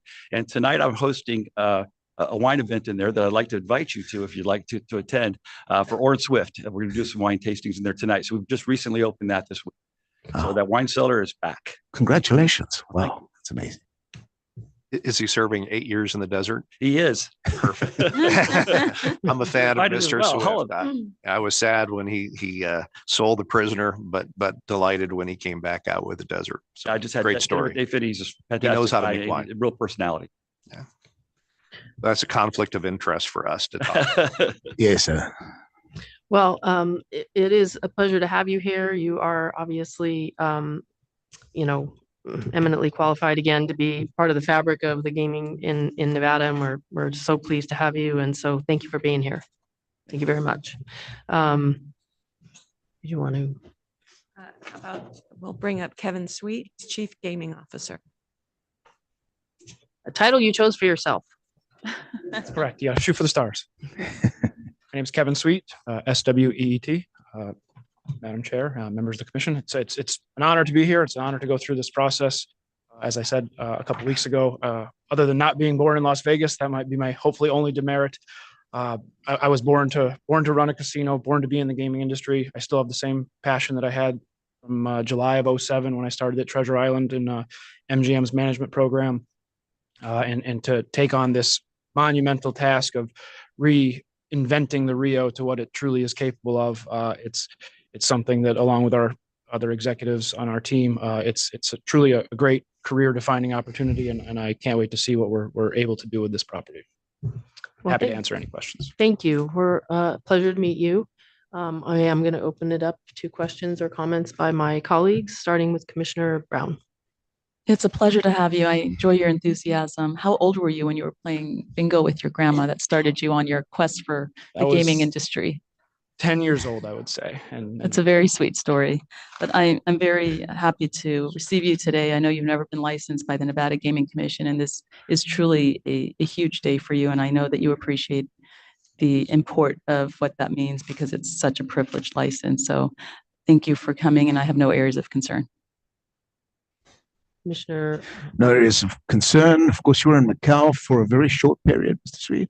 I worked for Las Vegas Sands, as Right. executive director of global gaming operations. So most of the operations were in Asia, some between Macau and Singapore. And with that job, at one point, I was going to have to move to Macau, and it's fun for 4 days to work there. I didn't want to live there, so I thought I was going to get Singapore. They said I was going to go to Macau, so I decided to stay in America.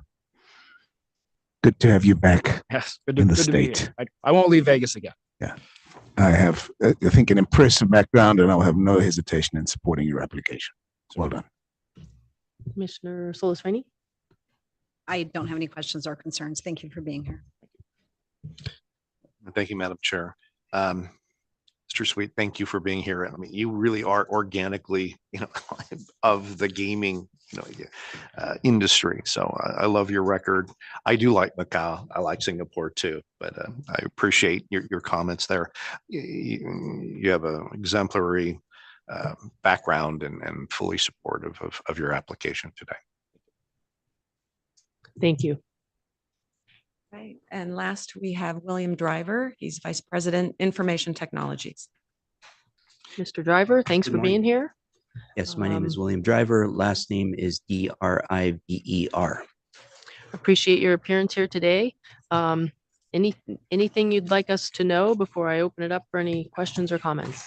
Yes, just that I'm a proud resident of Southern Nevada and have been for the last 20 years.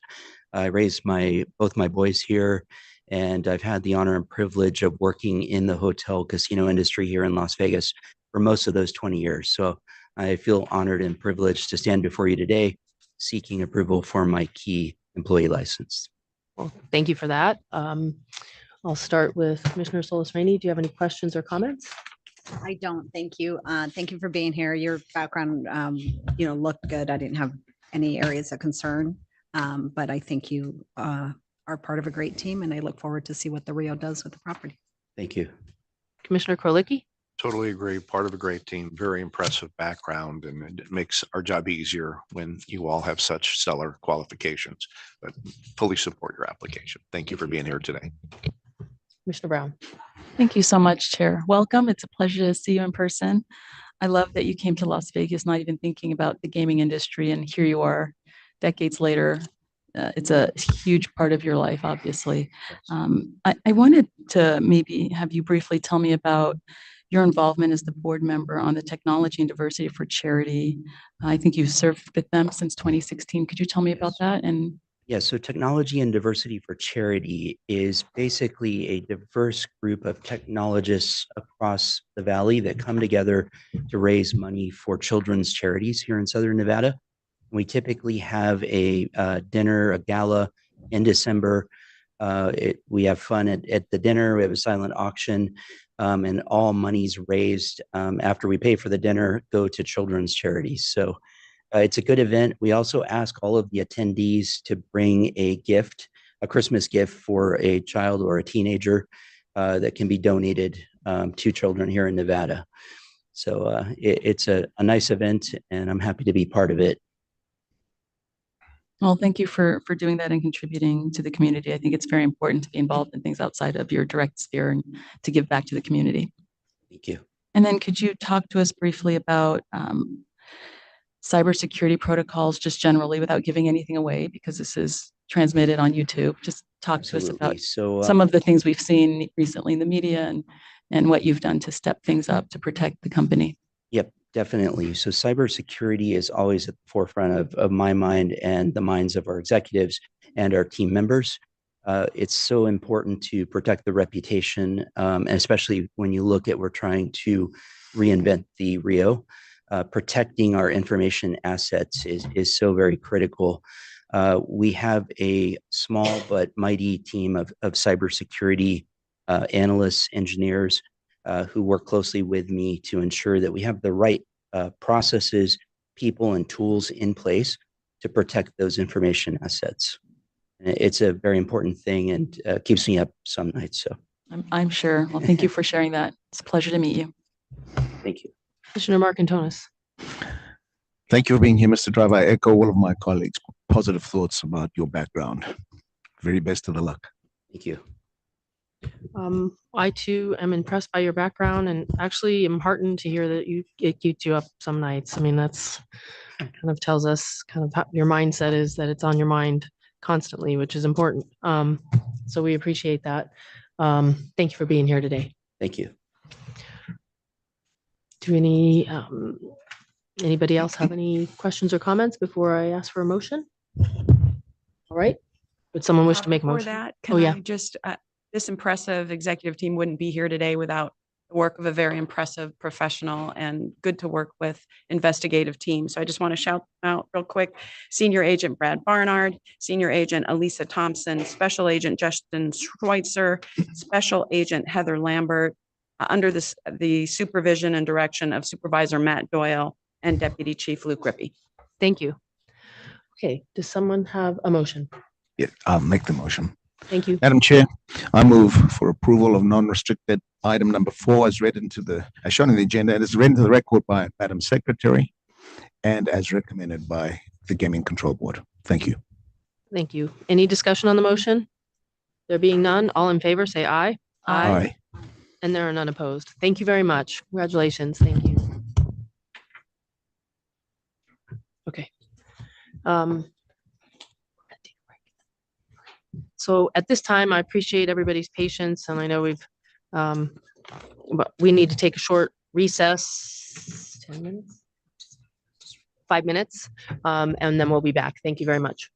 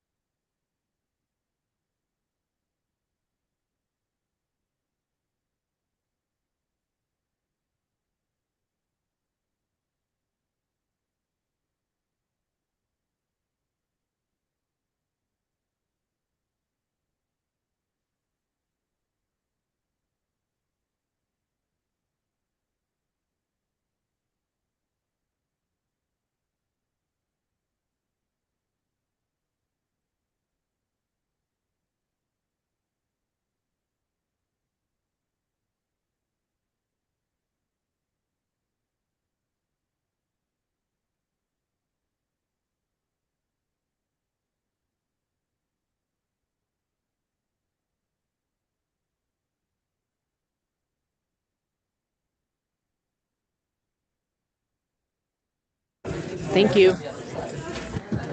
Okay, thank you for your patience. We're going to start the, come back from the recess and continue. And if I'm not mistaken, that puts us, Madam Secretary, at reading in non-restricted number 6.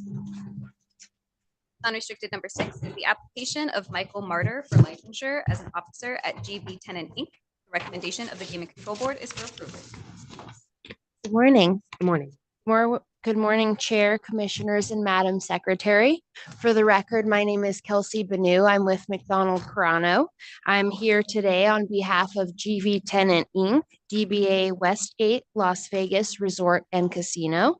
With me this morning to my left is the applicant, Mr. Michael Ellis Martyr, Secretary of the Westgate. And behind me, and also with me is my colleague, Greg Giordano, and former GCB Chair, Mark Liparelli.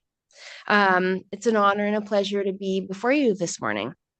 We're here today to respectfully request the approval of the item as read into the record by Madam Secretary. That's the application of Mr. Michael Martyr's for licensure as an officer of Westgate. We would first like to thank Agent Kyle Gaudette and Supervisor David Bradford for their wonderful and thorough work on this application. I believe that you've likely watched the Gaming Control Board meeting. So with that, Mr. Martyr would like to briefly introduce himself and add to his comments, and then we would like to open it up to questions if that's okay. Yes, thank you. Thank you. Happy to be here. Thank you. I'm sorry, Mr. Martyr, before you get started, I do have a disclosure and it's my fault. I didn't notify her, had to notify the chair or the secretary. Just for the record, my husband is an employee of the Westgate Casino. I don't think he has an interaction with you. He's the director of internal audit. But other than that, I have no pecuniary interest or information that is. I don't isn't know part of the him, so record. it's okay. So I do plan on to participate and vote. That's good. That means that you haven't interacted with him. But I just wanted to put that on the record. So my background, I've been practicing law. This is my 46th year. I was born in Philadelphia, Pennsylvania, moved to Miami as a very young and started elementary school, first grade in Miami. Graduated elementary school, middle school, and high school in Miami. And then went to the University of South Florida, followed by Stetson College of Law, where I graduated in December of 1977, was barred. I shouldn't say barred. Barred means you can't do it anymore. I should say I was licensed in May of 1978, where I practiced with a firm for 3 years. And then I had the idiot idea to go do this on my own. And so 43 years later this year and 250 some odd attorneys, I'm still here. But I was thinking about some things that came to my mind that I didn't mention last time. If you give me a few minutes to tell a little story that I think is kind of serendipitous and maybe some fate. So my mom died just shy of my 18th birthday in 1971, followed by my dad on January 1st, 1973. And years later, we were going through storage closets and found a box with some of his personal items in it. And one of the items was a wallet that had a player's card, the International. And so that was the first thing. I said, wow, the International. So he had a connection. Next thing that happened is my amazing wife of 32 years, this was November 13th. It was Friday the 13th, 1992, and we had a wedding planned for December.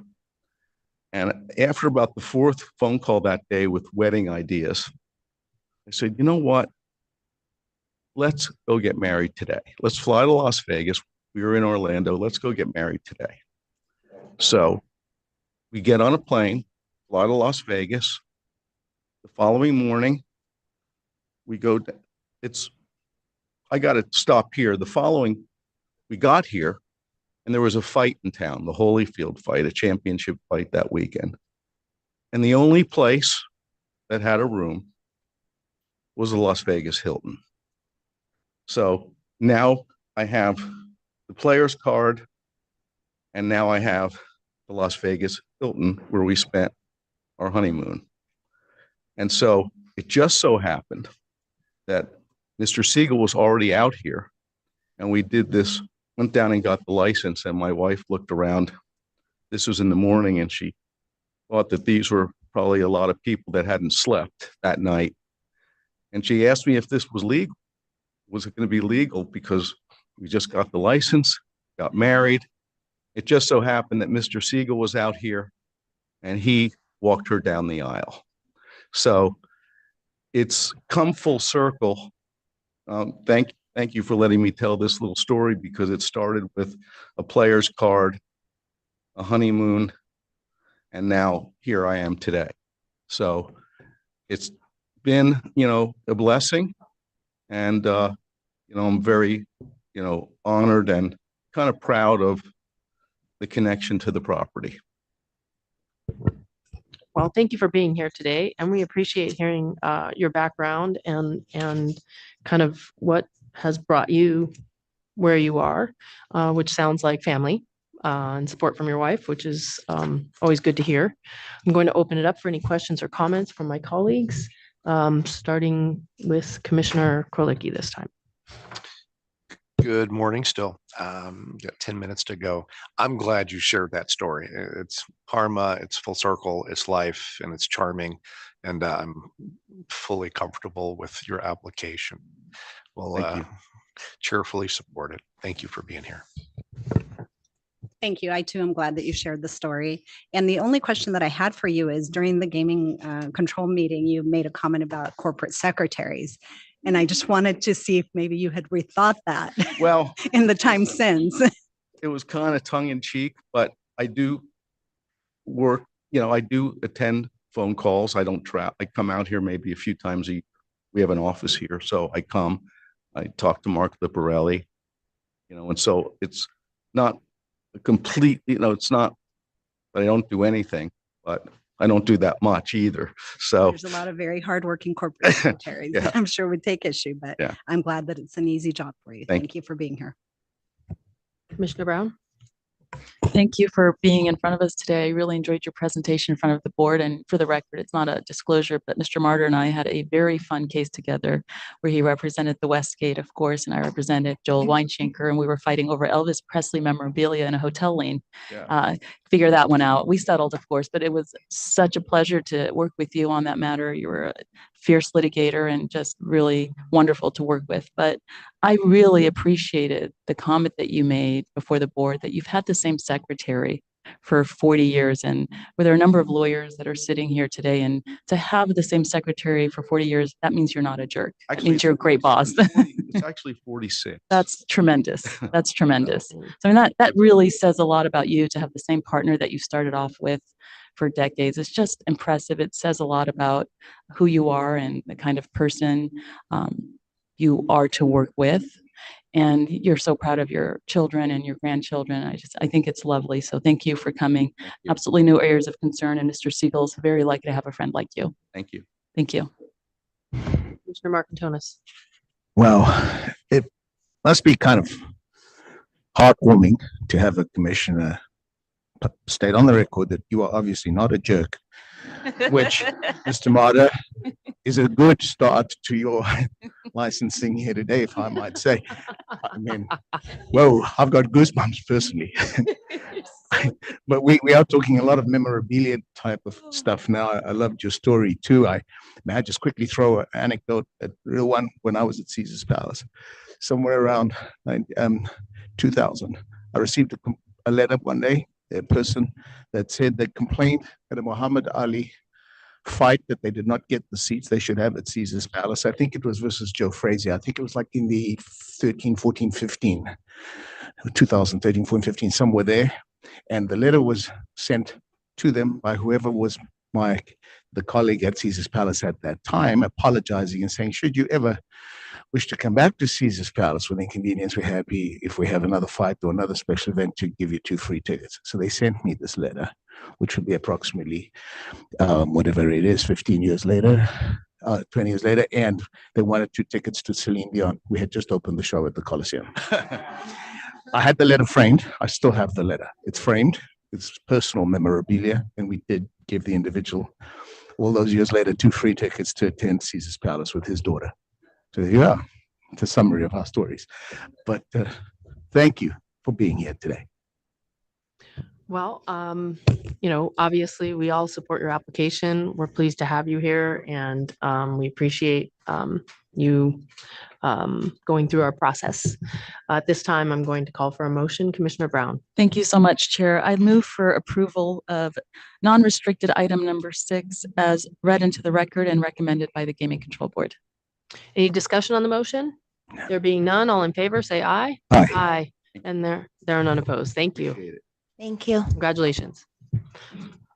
Madam Secretary, if you could please read in our non-restricted number 7.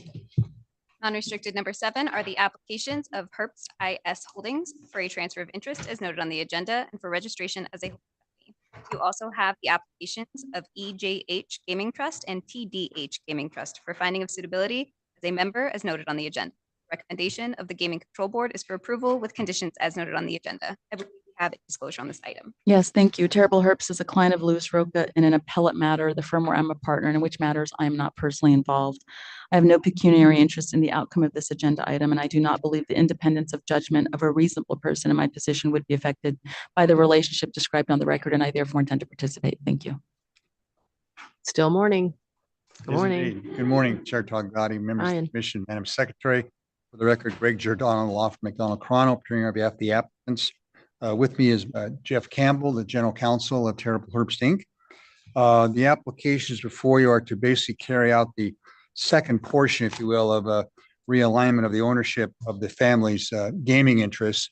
First, back in 2021, the Jet Gaming LLC's membership were divided up amongst the 3 sons, Tim, Troy, and Ed. And so now we're getting around to this same sort of ownership situation here with the Herbst at the Indian Springs, it's Terrible's casino out there. And the common denominator is that Tim Herbst is the only person that's licensed a trustee. He is the only trustee. He's the only person in charge of these trusts. Ed and Troy have nothing really to do with them except the names are on there. And before they could become a beneficiary or get any gaming revenue, per both terms of the trust and the 2 suggested conditions that are identical to the conditions on the prior Jet Gaming approvals, they cannot get anything until they're licensed themselves. Frankly, more likely, both their cases, they might just skip to their children as far as beneficiaries go. And as they reach a majority, I think some of them have, they're looking into filing applications to become licensed as beneficiaries of the appropriate trust. And with that, Chair, we have to answer. Oh, also want to thank you very much for waiving the appearance of Tim Herbst. So thank you very much for that. Other than that, Chair, we'd have to answer any questions. Thank you. Do any of my colleagues have any questions or comments? It's pretty straightforward, but if you have, yes, Commissioner Brown. Thank you so much. Thank you for being here. Just a quick question about Troy Herbst divesting his interest in the medical MJ industry. The marijuana industry in the process of selling your interest in Strains Inc. I understand that the settlement of the sale of Troy's interest was to close on March 1st, 2024 is anticipated. Did that occur? Jeff Campbell, corporate counsel for Terrible Herbst. We actually just executed, we received the final version of settlement agreement yesterday. It's being signed actually as we speak today. So it'll probably be entered within the next week or so. Thank you so much for verifying that. That's the only question I had that was outstanding. Commissioner Krolicki? No questions, Mr. Campbell. Welcome. Thank you for being here. I thought it's very straightforward. It's clear, and thank you for if there's future needs to license, we'll see the family members. But I think the record is clear and fully supportive of the application. So if there's no other questions or comments, does anyone have a motion? Madam Chair, I'm happy to move for approval of non-restricted item number 7 as read into the record by Madam Secretary and is recommended by the Gaming Control Board. All right, any discussion on the motion? There being none, all in favor, say aye. Aye. And there are none opposed. Thank you. Appreciate it. Thank you very much. Madam Secretary, could you please read in non-restricted number 8? Non-restricted number 8 are the applications of Sally Denby for finding of suitability and/or licensure as an officer and/or director as noted on the agenda. The recommendation of the Gaming Control Board is for approval. Good morning. It's my sneaking still is a morning. So Yep. Chair Tagliati, members of the commission, Madam Secretary, record again, Greg Giordano, law firm McDonald Carano, appearing here on behalf of the applicants and the applicant Sally Denby for the positions that are listed on the agenda for findings of suitability and with various aristocrat companies, affiliates. With me is to my right is the applicant, Sally Denby. And if with your permission, Chair, I'd like to have her maybe address the commission with some background information on herself, then address any questions you may have concerning. Perfect. Thank you. Welcome. Hi, thank you. Thanks for having me. My name's Sally Denby, Denby. I'm currently the CFO of Aristocrat, and I've been in the role since November 22, so about 16 months now, although I've been with Aristocrat for 9 years in total. I'm based in Sydney, Australia. So here on one of my regular visits to Las Vegas to spend time with the business. I'm originally from the UK, where I actually qualified as a member of the Chartered Institute of Management Accountants. I worked in a variety of roles in the UK before I actually joined General Electric and moved to work with them out of the Netherlands. I spent 6 years in the Netherlands before moving to Australia just short of 20 years ago. Moved with General Electric, which was a great opportunity, and spent 14 years with them in total. Did a brief 2 years with a digital media company based out of Sydney before joining Aristocrat in 2015. Great time with the organisation, great opportunity. Well, thank you. Thank you for the introduction and for being here. We're very appreciative to have you here in person. At this time, I'm going to ask my colleagues if they have any questions or comments that they'd like to make. Commissioner Krolicki. Thank you, Madam Chair. Ms. Denby, welcome. Thank you. You get upside down time zone issues with your job, but you're eminently qualified. It's a great story. You sound more Australian than you do English, British. So, good on you. Not according to my family. The only questions I have are really related to the board situation. Being the CFO, at least in the state, that's not always common to have a CFO on the board. But are you, who are the other executive board members? I'm not actually on the board. The only person that's on the board is the CEO. Okay, then I'm just confused on the description. It calls director. So director of a number of individual subsidiaries of the organization, but I'm not on the board of the parent company of the organization. Okay, you're not on the board of directors. No. Okay, so I don't have any issue. So that's clear. Thank you for that. But again, I'm fully supportive and congratulations. Great story. Okay. Welcome, and thank you for coming this very long way. Loved your accent, and I had any questions I had you answered during the board meeting. You have an impressive background, and it's nice to have you. I'm glad you are spending some time in Las Vegas and Nevada, but I have no issues with your applications. And thank you, Commissioner Brown.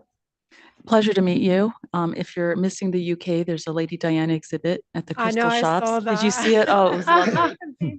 And you can, there's the audio, so you can look at the pictures and they correlate. But I'm very impressive background. I appreciate that you took a little bit of time off to raise your son and you're back in the workforce. And I know it's very difficult, but you've been all over the world, the Netherlands, the UK. Now you're in Las Vegas, and you come here about 10 weeks out of the year in 2 to 3 week stints. Is that correct? Yeah, so I've actually been here 3 weeks this time because of the board and then the commission. I'm usually here probably 8 to 10 weeks a year. Okay. Well, it's a pleasure to meet you, and you have a very impressive background, and I wish you all the best. I have no areas of concern. No areas of concern either, Ms. Denby. Thank you for being here. We appreciate that. Thank you, Chair. Well, I too support your application. You're obviously very qualified to be here before us today, and I look forward to supporting the motion. Madam Chair, I'd like to make a motion that we approve non-restricted item number 8 as read into the record by Madam Secretary and recommended for approval by the Gaming Control Board. Any discussion on the motion? There being none, all in favor, say aye. Aye. And there are none opposed. Thank you very much. Thank you very much. Right, Madam Secretary, if you could please read in non-restricted number 9. Non-restricted number 9 is the application of Daniel Sicarelli for finding of suitability as an officer at Everi Holdings, Inc. Recommendation of the Gaming Control Board is for approval. Thank you, Madam Secretary. Madam Chairman, that doesn't sound right. Madam Chair or Madam Chairwoman, right? Thank you. Got to get that right. On behalf of all corporate secretaries, thank you, Commissioner. Members of the Nevada Gaming Commission, my name is Kate Lowenhar Fisher. I'm the General Counsel at Everi Holdings. And it's my pleasure today to introduce you to our CIO, Dan Sicarelli, EVP and CIO, and it's actually a special occasion for both of us. We've been joking in the back. It's my 3rd anniversary at Everi, and it's Dan's 1st anniversary at Everi. So we were joking that we were here for our anniversary. That's fun. Congratulations. So, thank you.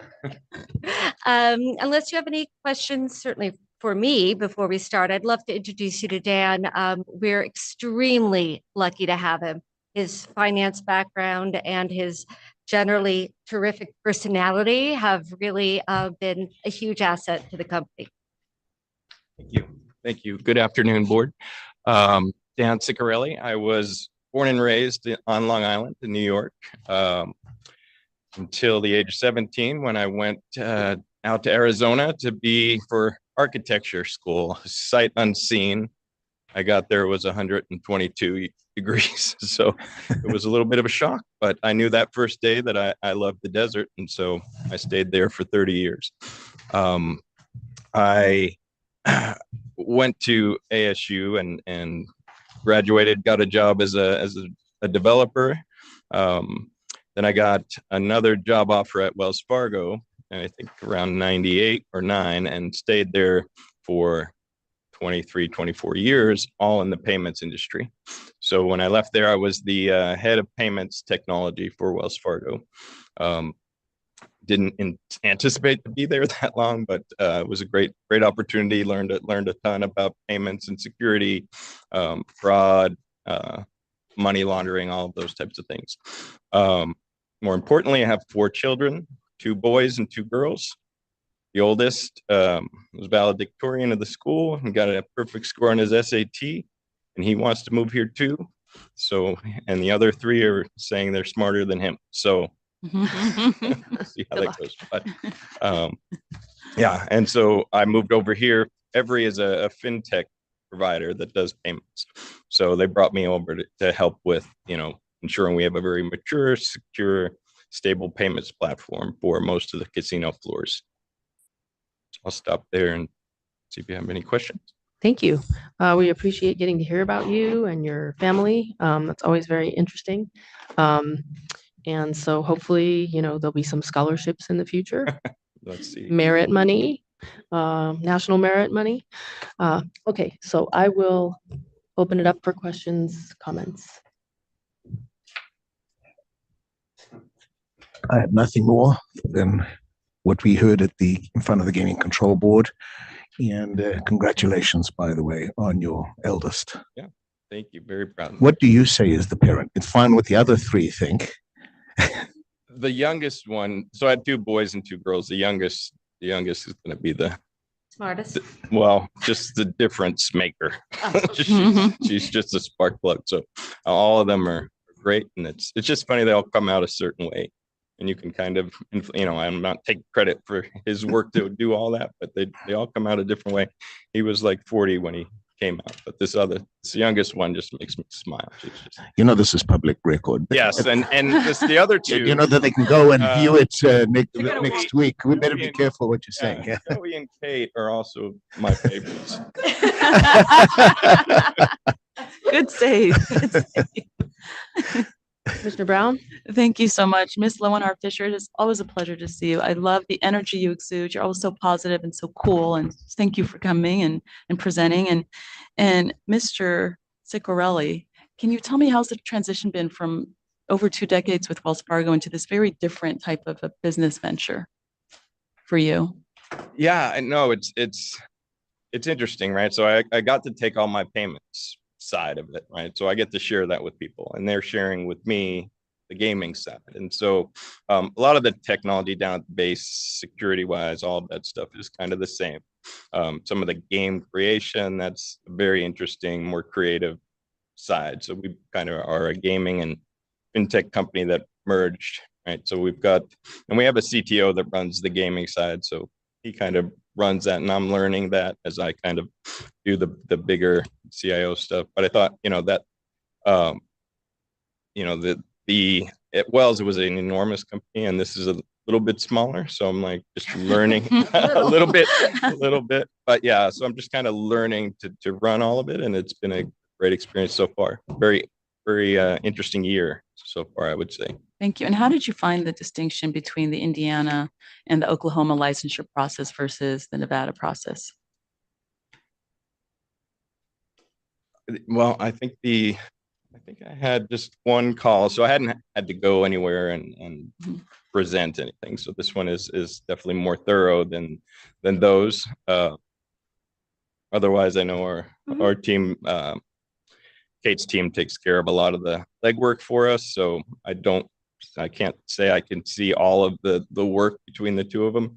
So we just kind of collect all of it. But this one seems more thorough to me.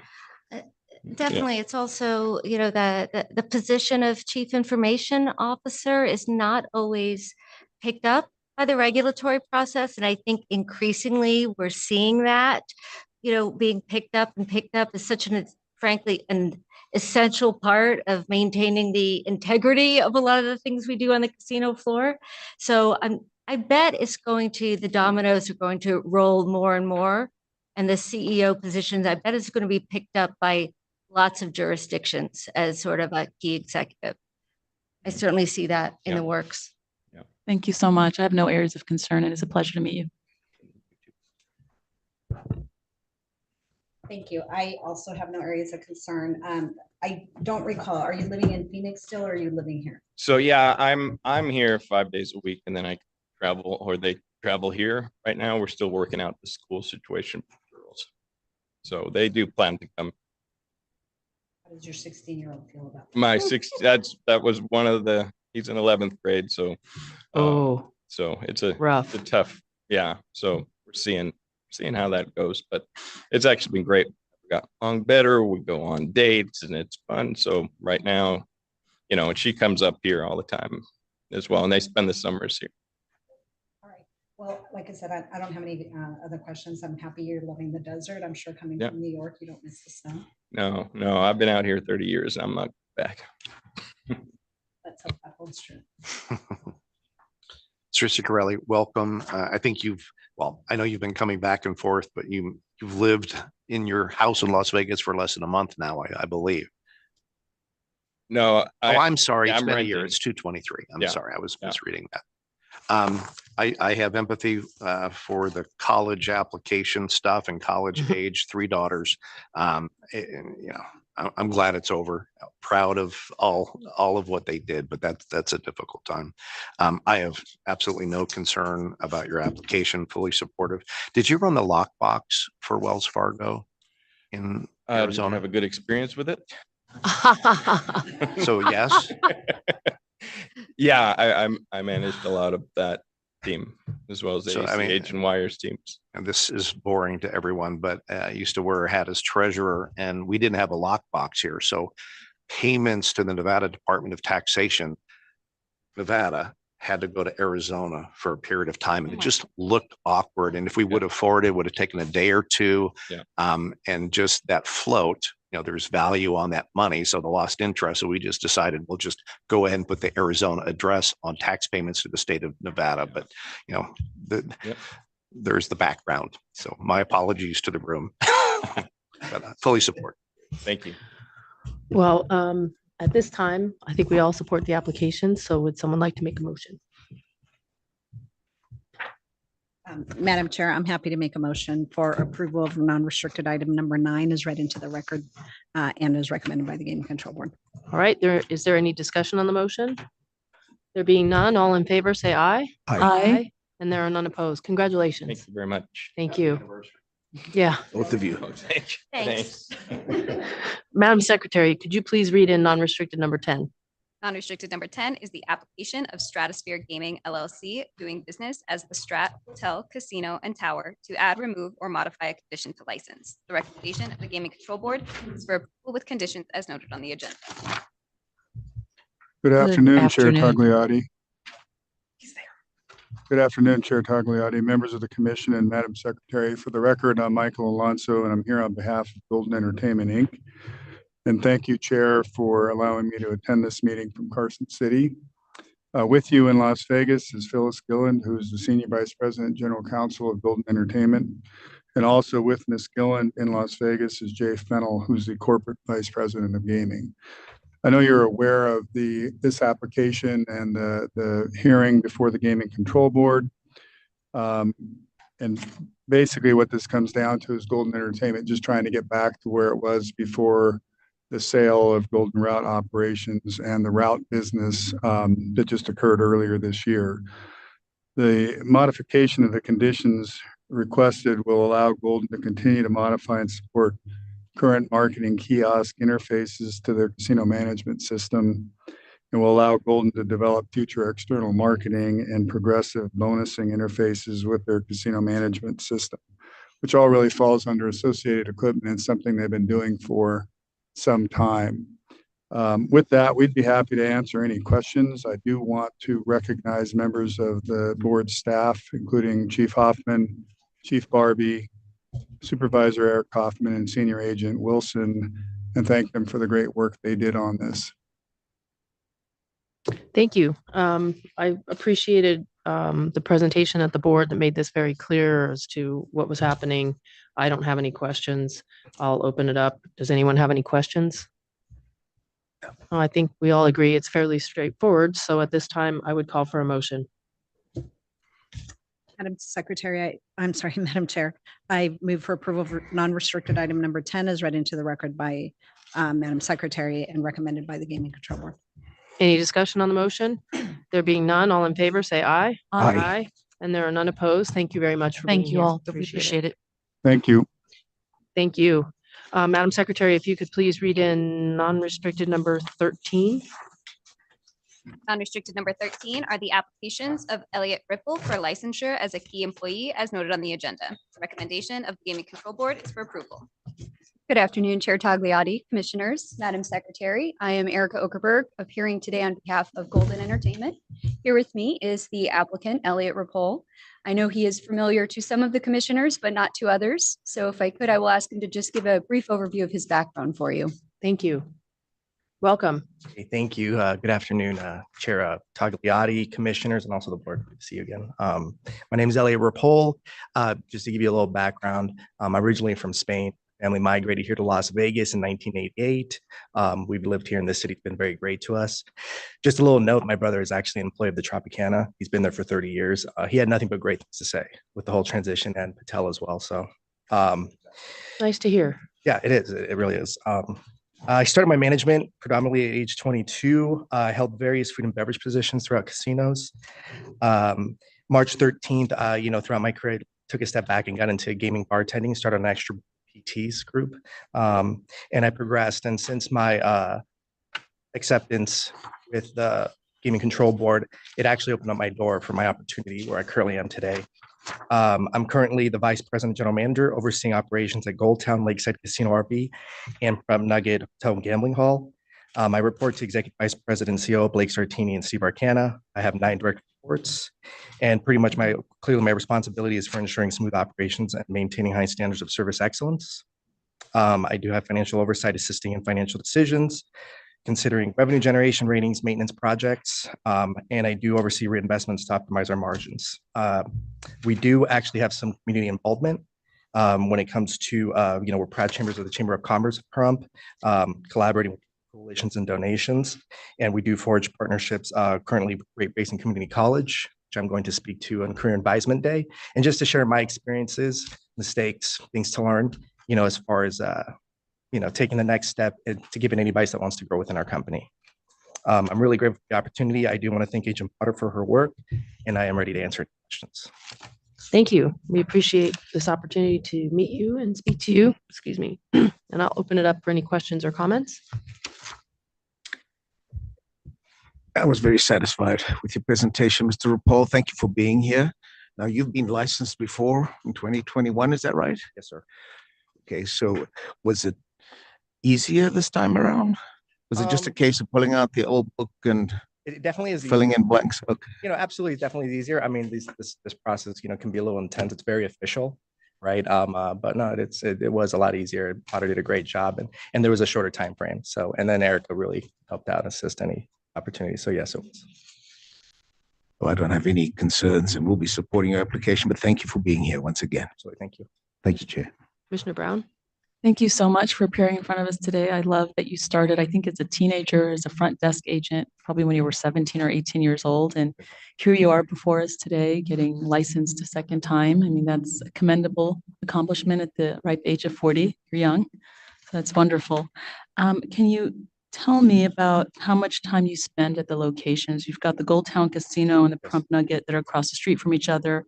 And then you have the Lakeside Casino and RV Park that's about 6 miles away. How do you allocate your time? So clearly, if there's projects, things, time takes differences. There's opportunity with management to help train, we try to take time. Most of my time usually is at the Nugget because that's where my office and that's where directors, we always make it a point to, whether regardless do walkthroughs and talk with the team and especially with projects. So, I mean, if I could give you percentages, probably I would say like 65% at Nugget, probably a 10%, and then a 25% at Lakeside. It's really close. It's a 10-minute drive, worst case scenario. So. Okay.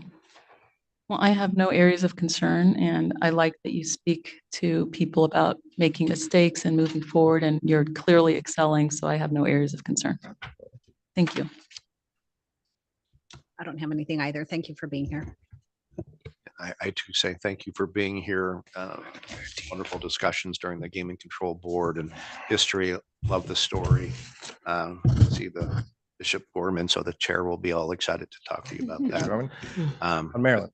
Fully supportive. Thank you. Thank you. Although something tells me you were a lot later than I was. Did you graduate at the old campus still? I did, yeah. Yeah, I thought that was Okay, one of the that's last No, I years. tell people, I'm like, no, Gorman High School, not Yeah, university. There's the real one. High school versus university. Yeah, right. 'Cause Nice, Right? many beautiful, universities. It really is. No, I don't remember calling ours a campus. Right. Anyway, especially when you were playing Frogger to cross Maryland Parkway to get out of there. Well, thank you for being here today. Obviously, we're going to support your application. I believe I speak for all of us, so we just need a motion. Chair, I'm prepared. Oh, sorry. Please. Thank you. Chair, I'm prepared to move for approval of non-restricted item number 13 as recommended by the Gaming Control Board and is read into the record by Madam Secretary. Any discussion on the motion? There being none, all in favor, say aye. Aye. And there are none opposed. Thank you very much and congratulations again. Thank you. All right, that brings us to restricted items held up for discussion. Madam Secretary, if you could please read in restricted number 1. Restricted number 1 is the application of Shelley Rigasich for temporary licensure as special administrator as noted on the agenda. Recommendation of the Gaming Control Board is for approval with conditions as noted on the agenda. Hello, Hi. Dennis Gutwall with the Morning. law firm of McDonald Carano. With me via video is Shelley Rigasich. We look like we're waiting for Terrence Brennan to click on his Zoom link. And we're here to answer questions about this renewal of Shelley's representative status and Terrence's representative status for the estate. Did you? Okay.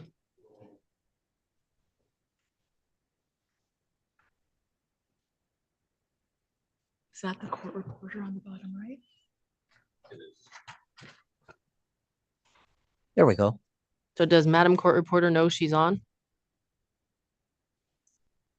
I do. Okay, just happy to see you. Thank you. Okay, sir, welcome. Hello. And to give you a little history regarding this location, Terrence's brother passed away a number of years ago. He's been renewing his registration at that location, or his approval as temporary representative of his brother's estate over the years. For a number of years, he couldn't get information out of the estate. And the other owner, Sergei Rigasich, was still operating it. And then Sergei died about, I think it's 4 or 5 years ago now. And Shelley stepped into his place. Shelley was approved to act as the representative of the estate and came in to run that property. She was approved like just the day before everything shut down for COVID. And that continued for, she went through the COVID year. And then after that, they had the forest fires up in Tahoe, but they've been trying to sell the place since then. It's kind of why we're here for a renewal. They have an active, they're currently in the process of negotiating a deal. Nothing's guaranteed in stone, but that's where they're at. And with that, I'll open it up for questions. Thank you. I thought your presentation and the conversation at the board was very thorough. And so I'll just open it up for any additional questions or comments. Does anyone have any questions or comments? Nothing further from me. Thank you, Chair. Thank you. I just wanted to express my condolences. I know both families have experienced quite a bit of loss, and I know this is a difficult process, but I don't have any questions substantively about the application that's before us. I understand that you're continuing with the sale efforts and hoping to close this chapter. So thank you for being here today and taking the time. Thank you. Anyone else? Well, we appreciate you being here. We never know if there's going to be questions of the by the commissioners based upon open meeting laws and things. We don't decide these things in advance, right? So thanks for being here. At this time, I'm going to ask if one of my colleagues has a motion. Madam Chair, I'd be delighted to make a motion. And I have had the pleasure of having a dinner at Rookie's Bar and Grill in Incline. So just appreciate you. And it's an extraordinary story and a tough one, and timing is everything. Madam Chair, I'd be delighted to make a motion to approve restricted item number 1. It's read into the record by Madam Secretary and recommended for approval by the Gaming Control. Okay, any discussion on the motion? There being none, all in favor, say aye. Aye. And there are none opposed. Thank you very much. Thanks for being here. Thank you very Y'all have a much. great day. Thank you. Thank you. Madam Secretary, could you please read in restricted number 2? Restricted number 2 is the application of Terrence Brennan for temporary licensure as administrator as noted on the agenda. Recommendation of the Gaming Control Board is for approval with conditions as noted on the agenda.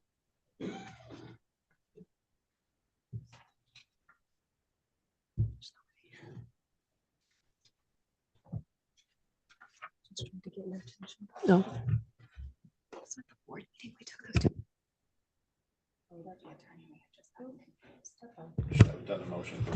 Well, you don't have any additional questions or comments?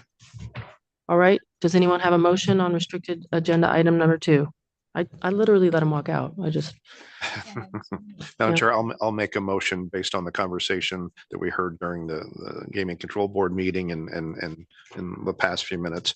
Move to approve restricted item number 2 is read into the record by Madam Secretary and recommended for approval by the Gaming Control Board. I could have run to get him and I would catch him. You should put your money on me. I would have caught him. I have But no doubt. I don't think it's necessary. Yeah. All right. So I think we're pretty clear on what's going on, and I don't know that we need to have anything additional other than the motion. Any discussion on the motion? There being none, all in favor say aye. Aye. And there are none opposed. Thank you. Madam Secretary, could you please read in restricted number 3? Restricted number 3 is the application of Best Bet Products, Inc., doing business at Montana Bar and Steakhouse for a restricted gaming license. It is also the application of DLS Entertainment Properties, LLC, to receive a percentage of gaming revenue from Best Bet Products, Inc., doing business at Montana Bar and Steakhouse. The recommendation of the Gaming Control Board is for approval. Good afternoon, Madam Chairwoman, Commissioners. I'm Sean Holmes, SHAWNHOLMES, President and majority owner of Best Bet Products. And I'm here to receive restricted license for one of our route locations with Daryl sharing in the revenue. Darrell Strain, that's DARRELLSTRAIN. Thank you. We appreciate you being here today. We have our investigation materials and we have, we're familiar with the, conversation on this matter at the board, but I am going to ask my colleagues if they have any questions or comments for you. Commissioner Brown. Thank you so much for being here today. I reviewed the materials and I watched the presentation. I just saw something a little bit disturbing when I reviewed the materials, and I wanted to ask you specifically about the incident that occurred on November 4th, 2010 with Dawn Strain. And when I reviewed the police report, it stated that you grabbed her face and you choked her. Is that what transpired that day? That's not exactly true, no. That's why I'm asking you. I'd like you to maybe make a statement on the record about choking somebody and grabbing their face. She was living with her sister and she asked me to keep track of her dogs that day. She had a party to go to. So she came back about 8 o'clock and she basically initiated the thing. And all I did was stop her from breaking my computers. That's all I did. So I'll ask the question again so we're clear for the record. Did you grab her face and did you choke her? All I did was hold her. Okay. That's all I did. But not in the neck? No. Okay. It was an unfortunate incident. I understand things got heated. I just wanted to specifically ask about the things that were in that police report. And I got a feeling that's why it was thrown out. I'm pretty sure. Well, you're on the record and you're being truthful, I assume. And so I don't have any other questions about that. And that was an anomaly in terms of that's not something that happened again at any point in your life. That was a one-time incident. Okay, thank you. Again, I don't have any other questions. And your disclosures on the other issues were fully made, so there's nothing that we found and I have no other areas of concern. Thank you. Commissioner Marcantonis. Thank you for your candidness. I have no further questions either. Thank you. Do either of you have any questions or comments? Just one quick thing. Oh, I'm sorry. Have you taken the gaming course yet? No, I have not. And have you signed up for it? I have not. Okay, I just want to make sure that's on your calendar and that you, excellent. Thank you so much. Anybody else? All right. Does anybody, I don't have any additional questions or comments beyond what's been presented to both the board and the commission today based upon our materials. So at this time, does anyone have a motion? Madam Chair, I move for approval of restricted item number 4 with the condition of, as raised by Commissioner O'Connor-Brown, and I'm not sure if this is appropriate here, that to go ahead and take the gaming course. And otherwise, as read into the record by Madam Secretary, Ms. Nicole Rupert. Okay, I think you, did you state the number again? Restricted item number 3, right? Yes. Yes. Okay, so that's the motion and I'm. So would you like me to repeat the entire? Okay. So Madam Chair, I move for approval then of restricted item number 3 with a condition as placed in the record by Commissioner Brown to take the gaming course and as originally read into the record by Madam Secretary, Ms. Nicole Rupert, and as recommended by the Gaming Control Board. Yes. Thank you. Okay, so there's a motion to approve subject and include the condition for the attendance to the course. Is there any discussion on the motion? There being none, all in favor, say aye. Aye. Aye. And there are none opposed. Thank you. Thank you. Thank you for your time. Oh, by the way, if you have any questions about when the course is offered, you will contact. You can contact my office, the executive secretary, or you can contact investigations. And it's on the website. I think the course makes it sound longer than it is. It's, how long is it, Chair? It's an hour. So if we're calling that a course, we appreciate you doing that. Thank you.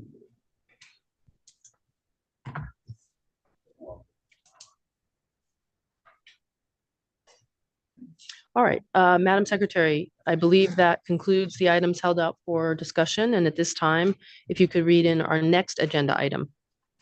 Next, for your consideration, you have a stipulation, settlement, and order settling the complaint filed in the matter of the Nevada Gaming Control Board versus the Donald J. Laughlin Gaming Trust doing business as Riverside Resort and Casino, case number 23-01.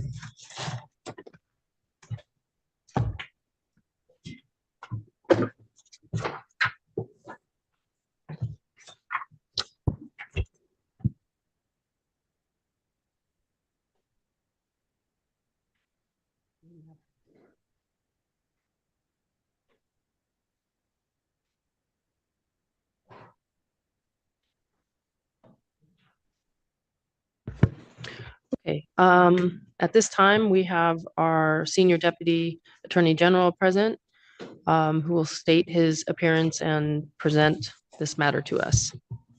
I mean, he's present via video. Thank you. Good afternoon, Chair Tagliati, members of the Commission, Madam Secretary, members of the Board. For the record, I'm John McKellar of the Attorney General's Office. I have a stipulation for your consideration that settles a complaint filed by the Board against the Donald J. Laughlin Gaming Trust, doing business as Riverside Resort and Casino. The allegations of the complaint are serious. However, Riverside has put into place significant measures to hopefully ensure something like this does not happen again. In addition, Riverside has agreed to pay a significant fine. The complaint sets out 2 instances of misconduct by Riverside Security. The instance addressed by Count 1 involved a Riverside employee who was detained and held without reasonable suspicion of wrongdoing by Riverside Security. Upon investigation of this instance by the Las Vegas Metropolitan Police Department, Metro determined that 4 of the Riverside security officers should be arrested for coercion with physical force and false imprisonment. These charges were amended to battery and false imprisonment and resulted in the charges being dismissed upon the security officers staying out of trouble and completing impulse control counseling. The instance addressed by Count 2 involved the use of excessive force by Riverside Security in escorting a patron off the premises. Through the settlement, Riverside admits all of the allegations of the complaint. Riverside highlights the remedial measures it put into place after it received a draft of the complaint. And this settlement resolves the complaint by Riverside agreeing to pay a $500,000 fine. That is my presentation on this issue for you today. If the commission has any questions, I will be happy to answer them. I know Mr. Giordano is here on behalf of the Riverside, and I ask the commission to approve the stipulation for settlement. Thank you. Thank you. Do any of our commission members have any questions for the Senior Deputy Attorney General? I'm not sure who can answer this question. Well, why don't you ask him, and if he can't answer them, or you would like to direct it to someone else, you can. Thank you very much. I didn't know if there was a presentation on the other side, but I did have some brief questions that I could not discern from the record in terms of who serves on the Incident Review Committee. If I might, Chair Tagliati, members of the commission, Madam Secretary, members of the board, good afternoon. Greg Giordano appearing on behalf of the Riverside here. With me today is the grandson of the late Don Laughlin and the Chief Operating Officer of the Riverside, Matt Laughlin. To answer your question directly, I allow Matt Laughlin to directly answer that question, who's on that committee. Thank you. Hi, Matt Laughlin, Chief Operating Officer of the Riverside Resort and Casino.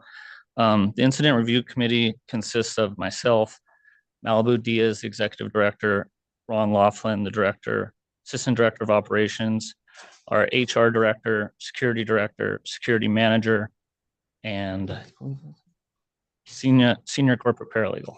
Thank you. Okay, and how long has that Incident Review Committee been constituted? We started that right after these incidents. Okay, so it's a new committee? Right. Okay. To answer your question directly, I believe it was October 24, 2022, when that review committee was established. Okay, thank you. And internally, if you're allowed to provide this information, what were the consequences to the employees that were involved in the August and the July 2022 incidents? Three of them have been terminated Another one's terminated. With respect to the August incident, 3 were terminated. 1 was placed in a non-gaming position. I think he's still with the company. With respect to the July incident, the primary actor was terminated. So I think that answers my question. When you say the primary actor, I'm trying to understand if there's any overlap with the employees that were involved in the August incident, because it seemed like they were more involved in August, but with the July incident, that was a 2 separate groups of individuals. Okay, completely. All security guards of the Riverside, but totally different individuals. No consistent security guard involved in both. Okay, and who is in charge, or who's charged with the task of hiring and interviewing the security guards that were involved in the July and the August events? That would have been the security director at the time. Okay. And what kind of directive does a security director have in terms of characteristics that he or she is looking for in terms of hiring? And is there something that comes down from the top in terms of direction? Yeah. And what you're looking for your patrons and for your employees? The security director at the time that hired these individuals was one that was terminated. We now have a new security director. By bringing in the outside professional security training, I believe that there's been a complete mindset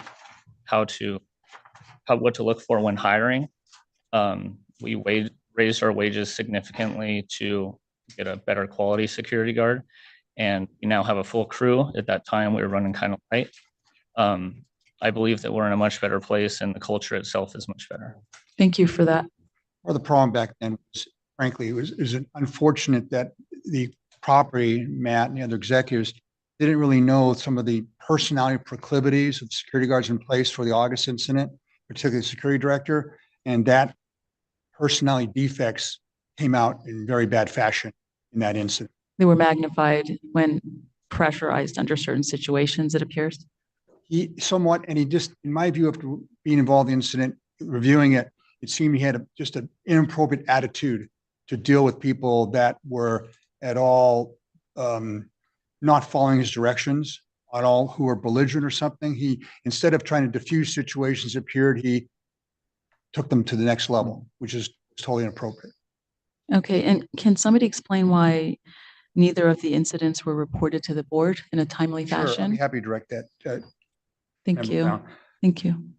One of the first things the property did to address the board's concern that neither of these 2 incidents were reported to the board or its staff contemporaneously with their occurrences is Riverside's implemented measures to ensure that appropriate staff of the board's enforcement division is contacted whenever the Riverside's executive management becomes aware of even a questionable incident involving any member of the security. The commission needs to keep in mind that there was no allegation, a complaint, or charge about the failure to report being a disciplinary matter. There is no statute or regulation that requires a licensee to report this kind of an incident to the board or commission contemporaneously happening. There isn't.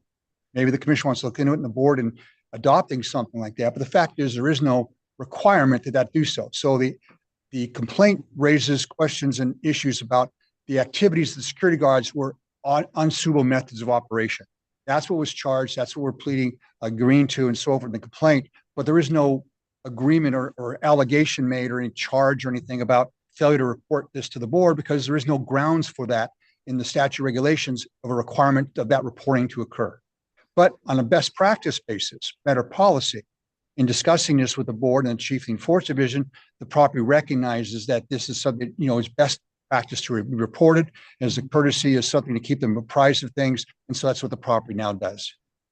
Yeah, I believe the business judgment of the company should have been to report when an employee is falsely accused and knocked out for 18 minutes. I mean, that to me seems pretty egregious and something that should voluntarily be disclosed. I understand that you're saying technically it might not have been mandated, but having a patron that's supposed to be moved out of a certain area and then hospitalized because he was shoved down to the ground on his face, that's something that should have been disclosed, I think, out of your own volition, because it's not something that we expect. And when I read it, I was a little bit disturbed by it. And so I get that you're talking about mandates and requirements, but I think the business judgment should compel these types of incidents to be reported to the board? And are there other incidents now that you've looked back and done a survey that maybe not as egregious, but might be something that you should have reported that you have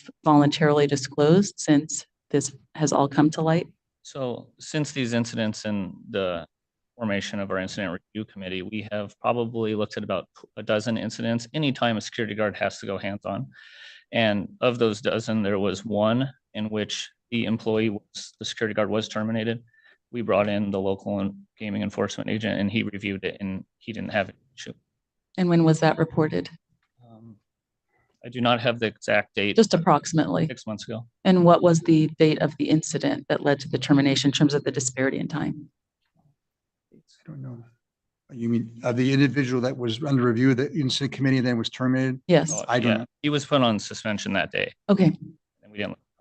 All right. So this is all after these two events occurred. Correct. So this is indicia of best practices now in play and how things have changed. Okay. Well, I feel comfortable with that explanation. I do understand the fine is quite hefty, and I don't know if anybody can talk to me about how the fine was established. Is it by incident? Because there were two separate occurrences, one in July and one in August of 2022, how that was calculated. I'm very curious. Commissioner Brown, I don't know about that, but basically it was a negotiated matter between the board and Mr. McKella and us. Respect that. I can tell you that it is a record fine for incidents between a gaming establishment, security guards acting inappropriately. I'm aware of one other case, and the fine was less than this. Actually, maybe more egregious conduct where it was the security guards are interacting inappropriately with a patron on a casino floor. And here we're talking about, with respect to the one gentleman was an actual employee. Everything took place in the security security center of the property. The other incident was late at night. The other person was taken out and was at the doors where the gentleman fell and so forth. But that is, I can tell you, this is a record fine in the instance of a gaming establishment security guards acting inappropriately. Well, thank you. I'm personally not inclined to modify the number in an upward or downward number just because reviewing the materials were a bit troubling, but I understand that this was negotiated, so I'm not personally going to interfere with that judgment. But I do thank you for being prepared and answering all of my questions today. I would also add, just for the record, Commissioner Brown and Commissioners, is that the Riverside's been in existence around in 1966. It's the very first time in all those years Riverside has embarrassingly come before the board and defend itself in a disciplinary matter at any time. Thank you for answering my questions and for being here today. I do appreciate it. And I thank you for taking measures to move forward and past this. And I'm sure things have improved and will continue to improve. Thank you. Thank you, Madam Chair. Mr. Laughlin, thank you for being with us today. I don't know it's not a necessarily a happy occasion, but I just appreciate it. And Commissioner Brown's questions were spot on. They were important. Your answer to the subsequent incident was, very comforting to me. But back to Commissioner Brown's question, it may be for our Senior Deputy Attorney General. The fine size. I think it's important to understand, what that means, because it could, is there a precedent that 500,000, even if it's the largest amount of its kind for this type of incident, was there a precedent for that? Will this become a precedent? The physicality is profoundly disturbing, but how, why is the Attorney General's office comfortable with this sizing? And again, I'm not criticizing it. I just want to make sure that we understand this. If, God forbid, some point in the future, we have a similar situation, we can use this as a barometer. Thank you, Commissioner. I did look at prior complaints and settlements, most specifically, as alluded to by Mr. Giordano, the Fremont settlement was the most similar, and that was settled for $300,000. And then Chairman Moran made a comment that any future similar incidents would need to have a higher fine, so we took that into consideration. We also took into consideration the mitigating steps the Riverside took subsequent to being notified of the draft complaint. And as Mr. Giordano said, we negotiated this final number. Good. That makes me comfortable. Thank you. That's a superb answer. And Mr. Giordano, you're right to say this since 1966. This is the first time this has happened. And so let me, on a pleasant note, but and a sad note at the same time. The Laughlin, family. And what has been accomplished is a great story in Nevada, and that story continues. And it's again not under these circumstances, but it's a pleasure to see the family here and continue the tradition. It's important. Very much. I don't have anything further. I mean, I appreciate your explanation and the steps you've taken, but I'm comfortable accepting the settlement as negotiated. Commissioner Marcantonis. I too am comfortable with what we have ended up with. Thank you, Chair. Well, I don't have any additional questions. I would simply say, the measures that you've undertaken are important. As someone whose father runs the Nevada State Police, I can speak to the quality of candidate you get based upon the pay that you give. And as someone who was the chief judge and was responsible back in the day in the 8th Judicial District for almost 100 peace officers, marshals, and associated personnel, you get what you pay for, right? So that's really important part of this, in my opinion, as far as your quality control going forward. I certainly appreciate you coming here and laying it all out for us and subjecting yourself to the questions. And you've certainly done, it seems like, everything you can do to keep this from happening again going forward. And so I am going to support this stipulation. So thank you. And if at this point, if there's nothing else, do we have a motion, someone? Madam Chair, I'd move for approval of the stipulation and settlement order in case number NGC 23-01, Nevada Game Control Board versus the Donald J. Laughlin Gaming Trust, doing business as a Riverside Resort and Casino. No, I'm just thinking about my number of 100. Hope I didn't overstate it, but it was a lot. It was a lot of marshals. May not be 100, but it felt like 100. And all the personnel items that come with it and lawsuits. So I'm particularly familiar with some of these issues that you have had to deal with in a government sense. So any discussion on the motion? No. There being none, all in favor, say aye. Aye. Aye. And there are none opposed. Thank you very much. Thank you. Thank you. All right, Madam Secretary, if you could please read in our next agenda item. Next, for your consideration, you have a stipulation for settlement and order settling the complaint filed in the matter of the Nevada Gaming Control Board versus Bob Kingston Productions, Inc., doing business as Saddle and Spurs Saloon, case number 23-07. I believe we have a recusal on this item. Thank you so much. My law firm represented Two Brothers Ventures LLC in connection with the demand letter that was served. We were litigation counsel, not gaming counsel, because I don't take gaming clients. And so I will recuse myself from voting on this matter and step out. Thank you. Thank you. So, Senior Dag McKellar, if you could please present for us the item. Thank you, Madam Chair. Good afternoon, Chair Tagliati, members of the Commission, Madam Secretary, members of the Board. Again, for the record, I am John McKellar of the Attorney General's Office. I have a stipulation for your consideration that settles a complaint filed by the Board against Bob Kingston Productions Incorporated, doing business as Saddle and Spurs Saloon. This matter arose from issues concerning the ownership of the location and bankroll violations. The bankroll violations were immediately corrected upon notice. The ownership issues concerning the location were not corrected until February 7th, 2024, when respondent tendered the surrender of its restricted gaming license. The ownership issues concerning the location arose sometime between February of 2023 and August of 2023. During this time period, respondent ceased being the primary operator of the business at the location and only retained the status of licensee with gaming and liquor regulatory bodies. Two Brothers Ventures became the operator of the primary business at some point during this time period. Additionally, it appears respondent accepted at least one payment for the business, including the gaming operation, sometime during December of 2022. In short, the ownership of the location was a mess, which could not be cleaned up absent finalization of the restricted gaming license.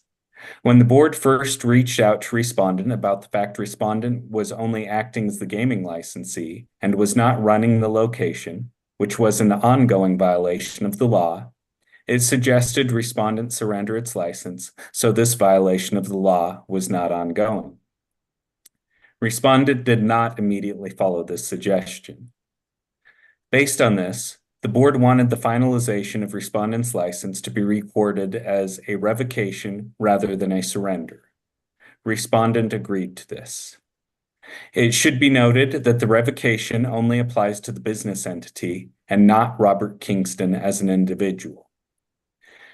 The settlement further prohibits Mr. Kingston from filing a gaming application for 5 years, requires him to obtain gaming counsel if he should appear before the board or commission again, and requires him to retake the gaming compliance seminar. That is my presentation on this issue for you today. If the commission has any questions, I would be happy to answer them. Otherwise, I ask the commission to approve the stipulation for settlement. Thank you. Thank you. Is there anyone that has any questions or comments?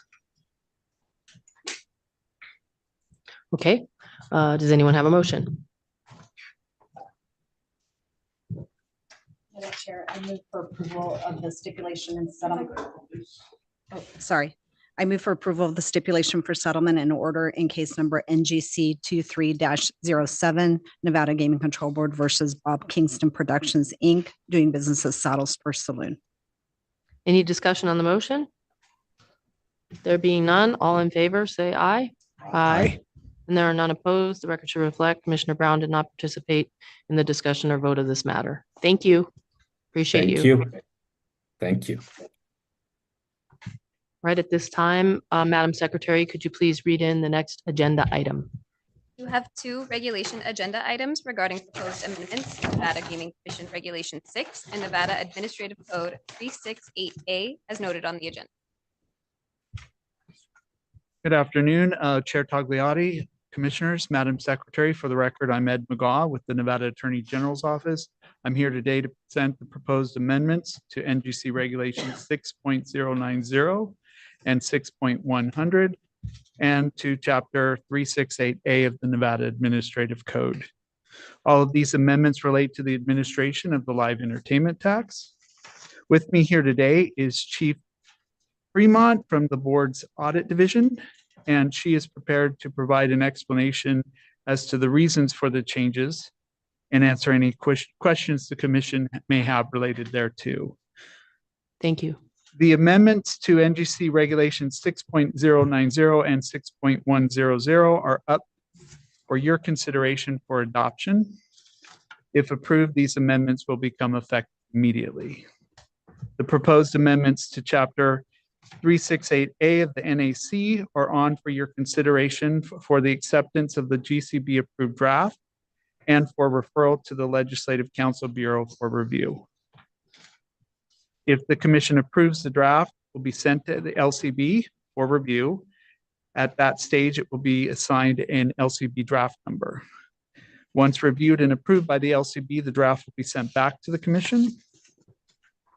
The commission will then schedule a public hearing on the proposed amendments at which public comment can be taken. The commission will also schedule an adoption hearing on the proposed amendments. That can be on the same day as the public hearing. The commission will then vote to adopt or reject the proposed amendments. If they vote to approve the amendments, the regulation amendments will be sent back to LCB, where they will be considered by the Legislative Commission. Once the Legislative Commission approves them, they will become effective at that time. If it pleases the chair, I will briefly walk through the proposed changes. Thank you. The overall goal of these changes is to remove the requirement that licensees include procedures in their written internal control system that address compliance with live entertainment tax. Instead, the board chair will establish guidelines, checklists, and other criteria that licensees must follow relating to live entertainment tax. These requirements would be specified in NGC Regulation 6.090 and 6.100. From what I understand, this will be similar to what the Department of Taxation does with their enforcement of the live entertainment tax. The proposed changes to NAC Chapter 368A would repeal NAC 368A.510, which is the section that contains the internal control requirements. It would then add a new section that explicitly provides the board chair with the authority to implement and enforce the guidelines, checklist, and other criteria. Put in a requirement that licensees that provide live entertainment must comply with those requirements. And lastly, give the board chair the power to waive those requirements when necessary. With that, I conclude my affirmative presentation, and I will now turn the podium over to the Chief of the Audit Division for her presentation. Thank you very much. Good afternoon, Chief. Thank you. Hello. Good afternoon, Madam Chair, members of the Commission, Madam Secretary. For the record, I'm Thomasina Fremont, Chief of the Audit Division. I appreciate this opportunity to present our proposed changes to the application of the live entertainment tax. The goal for these changes is to achieve parity with the application of the tax by the Department of Taxation regarding all other taxpayers. To achieve this, we propose to no longer perform full compliance audits in accordance with generally accepted auditing standards, but to instead perform basic revenue audits similar to the audits performed by the Department of Taxation. To provide some background, the live entertainment tax began as the cabaret tax decades ago, administered by the Gaming Control Board. The board developed strong minimum internal control standards to ensure that the audit division could perform full compliance audits in accordance with generally accepted auditing standards. As entertainment expanded beyond the cabarets, the tax became known as the casino entertainment tax, but was still limited to casinos. Eventually, in 2004, the legislature decided to expand this tax to capture entertainment outside of the casino industry.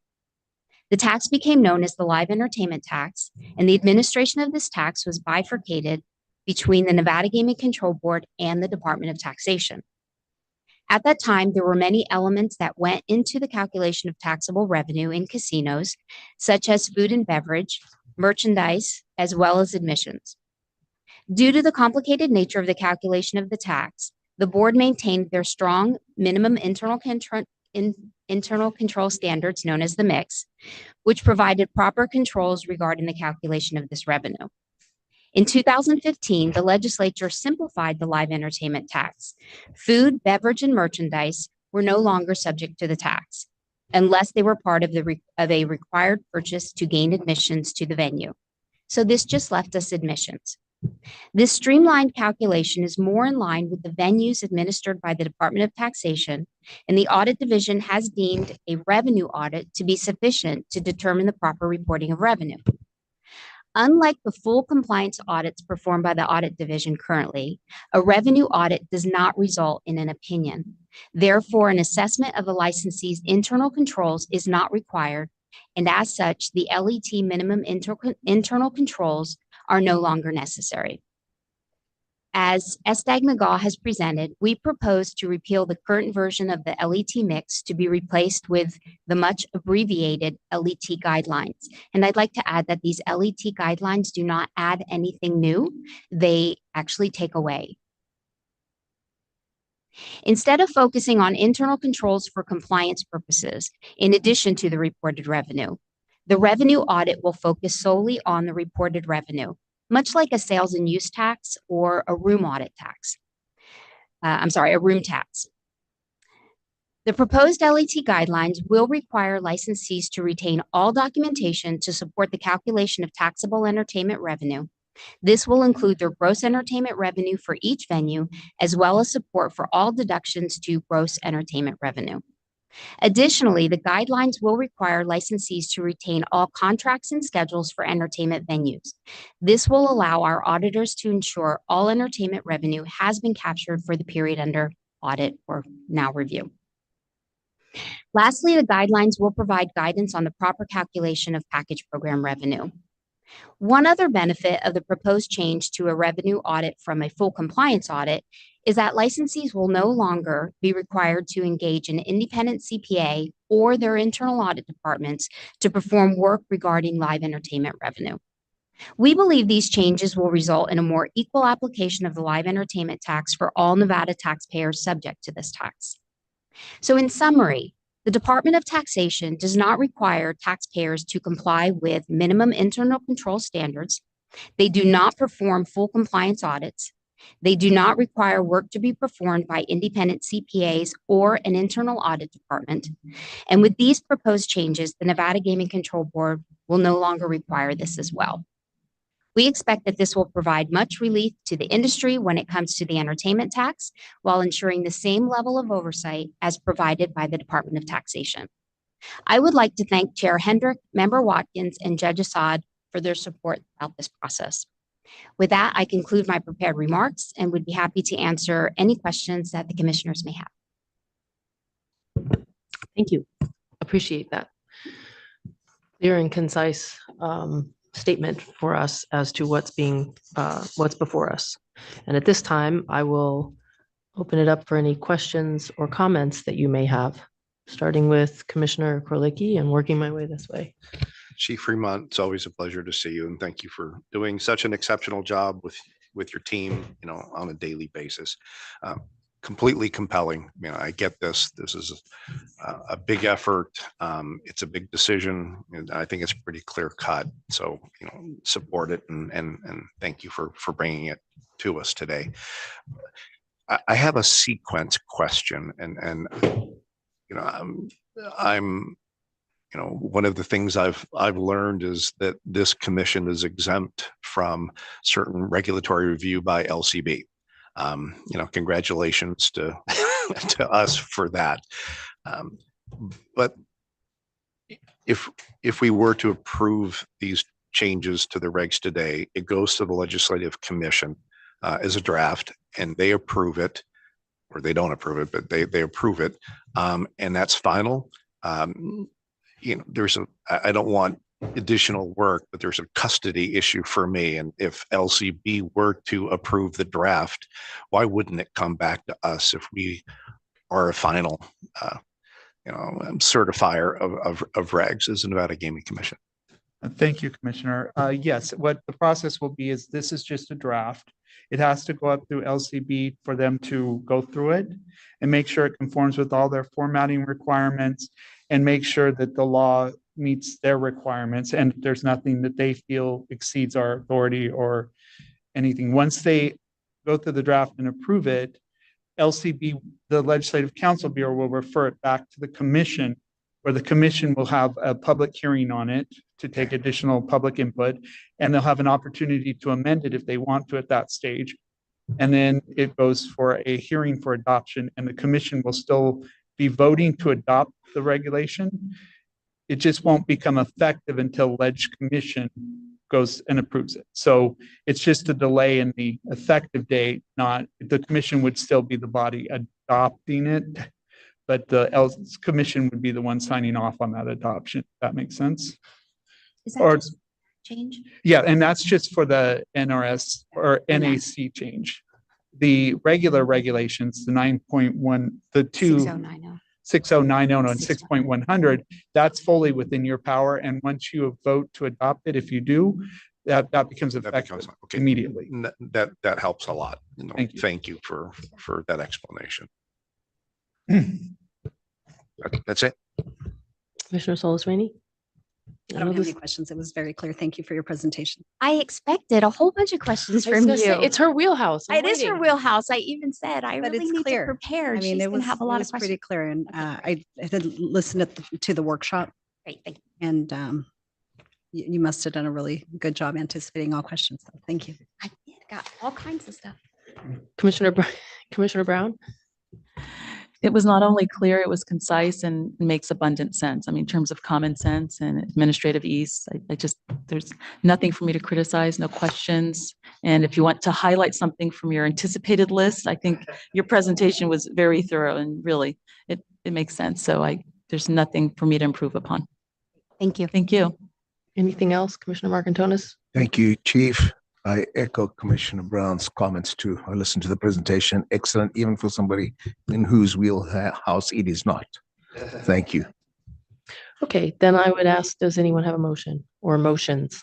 Should we do separate motions? Yeah, I was going to Right? say, for the regulation 6 amendments, I move to adopt the amendments to Nevada Gaming Commission Regulation 6090 and 6010. Although, is it supposed to be 6100? Yeah, it's. Yeah.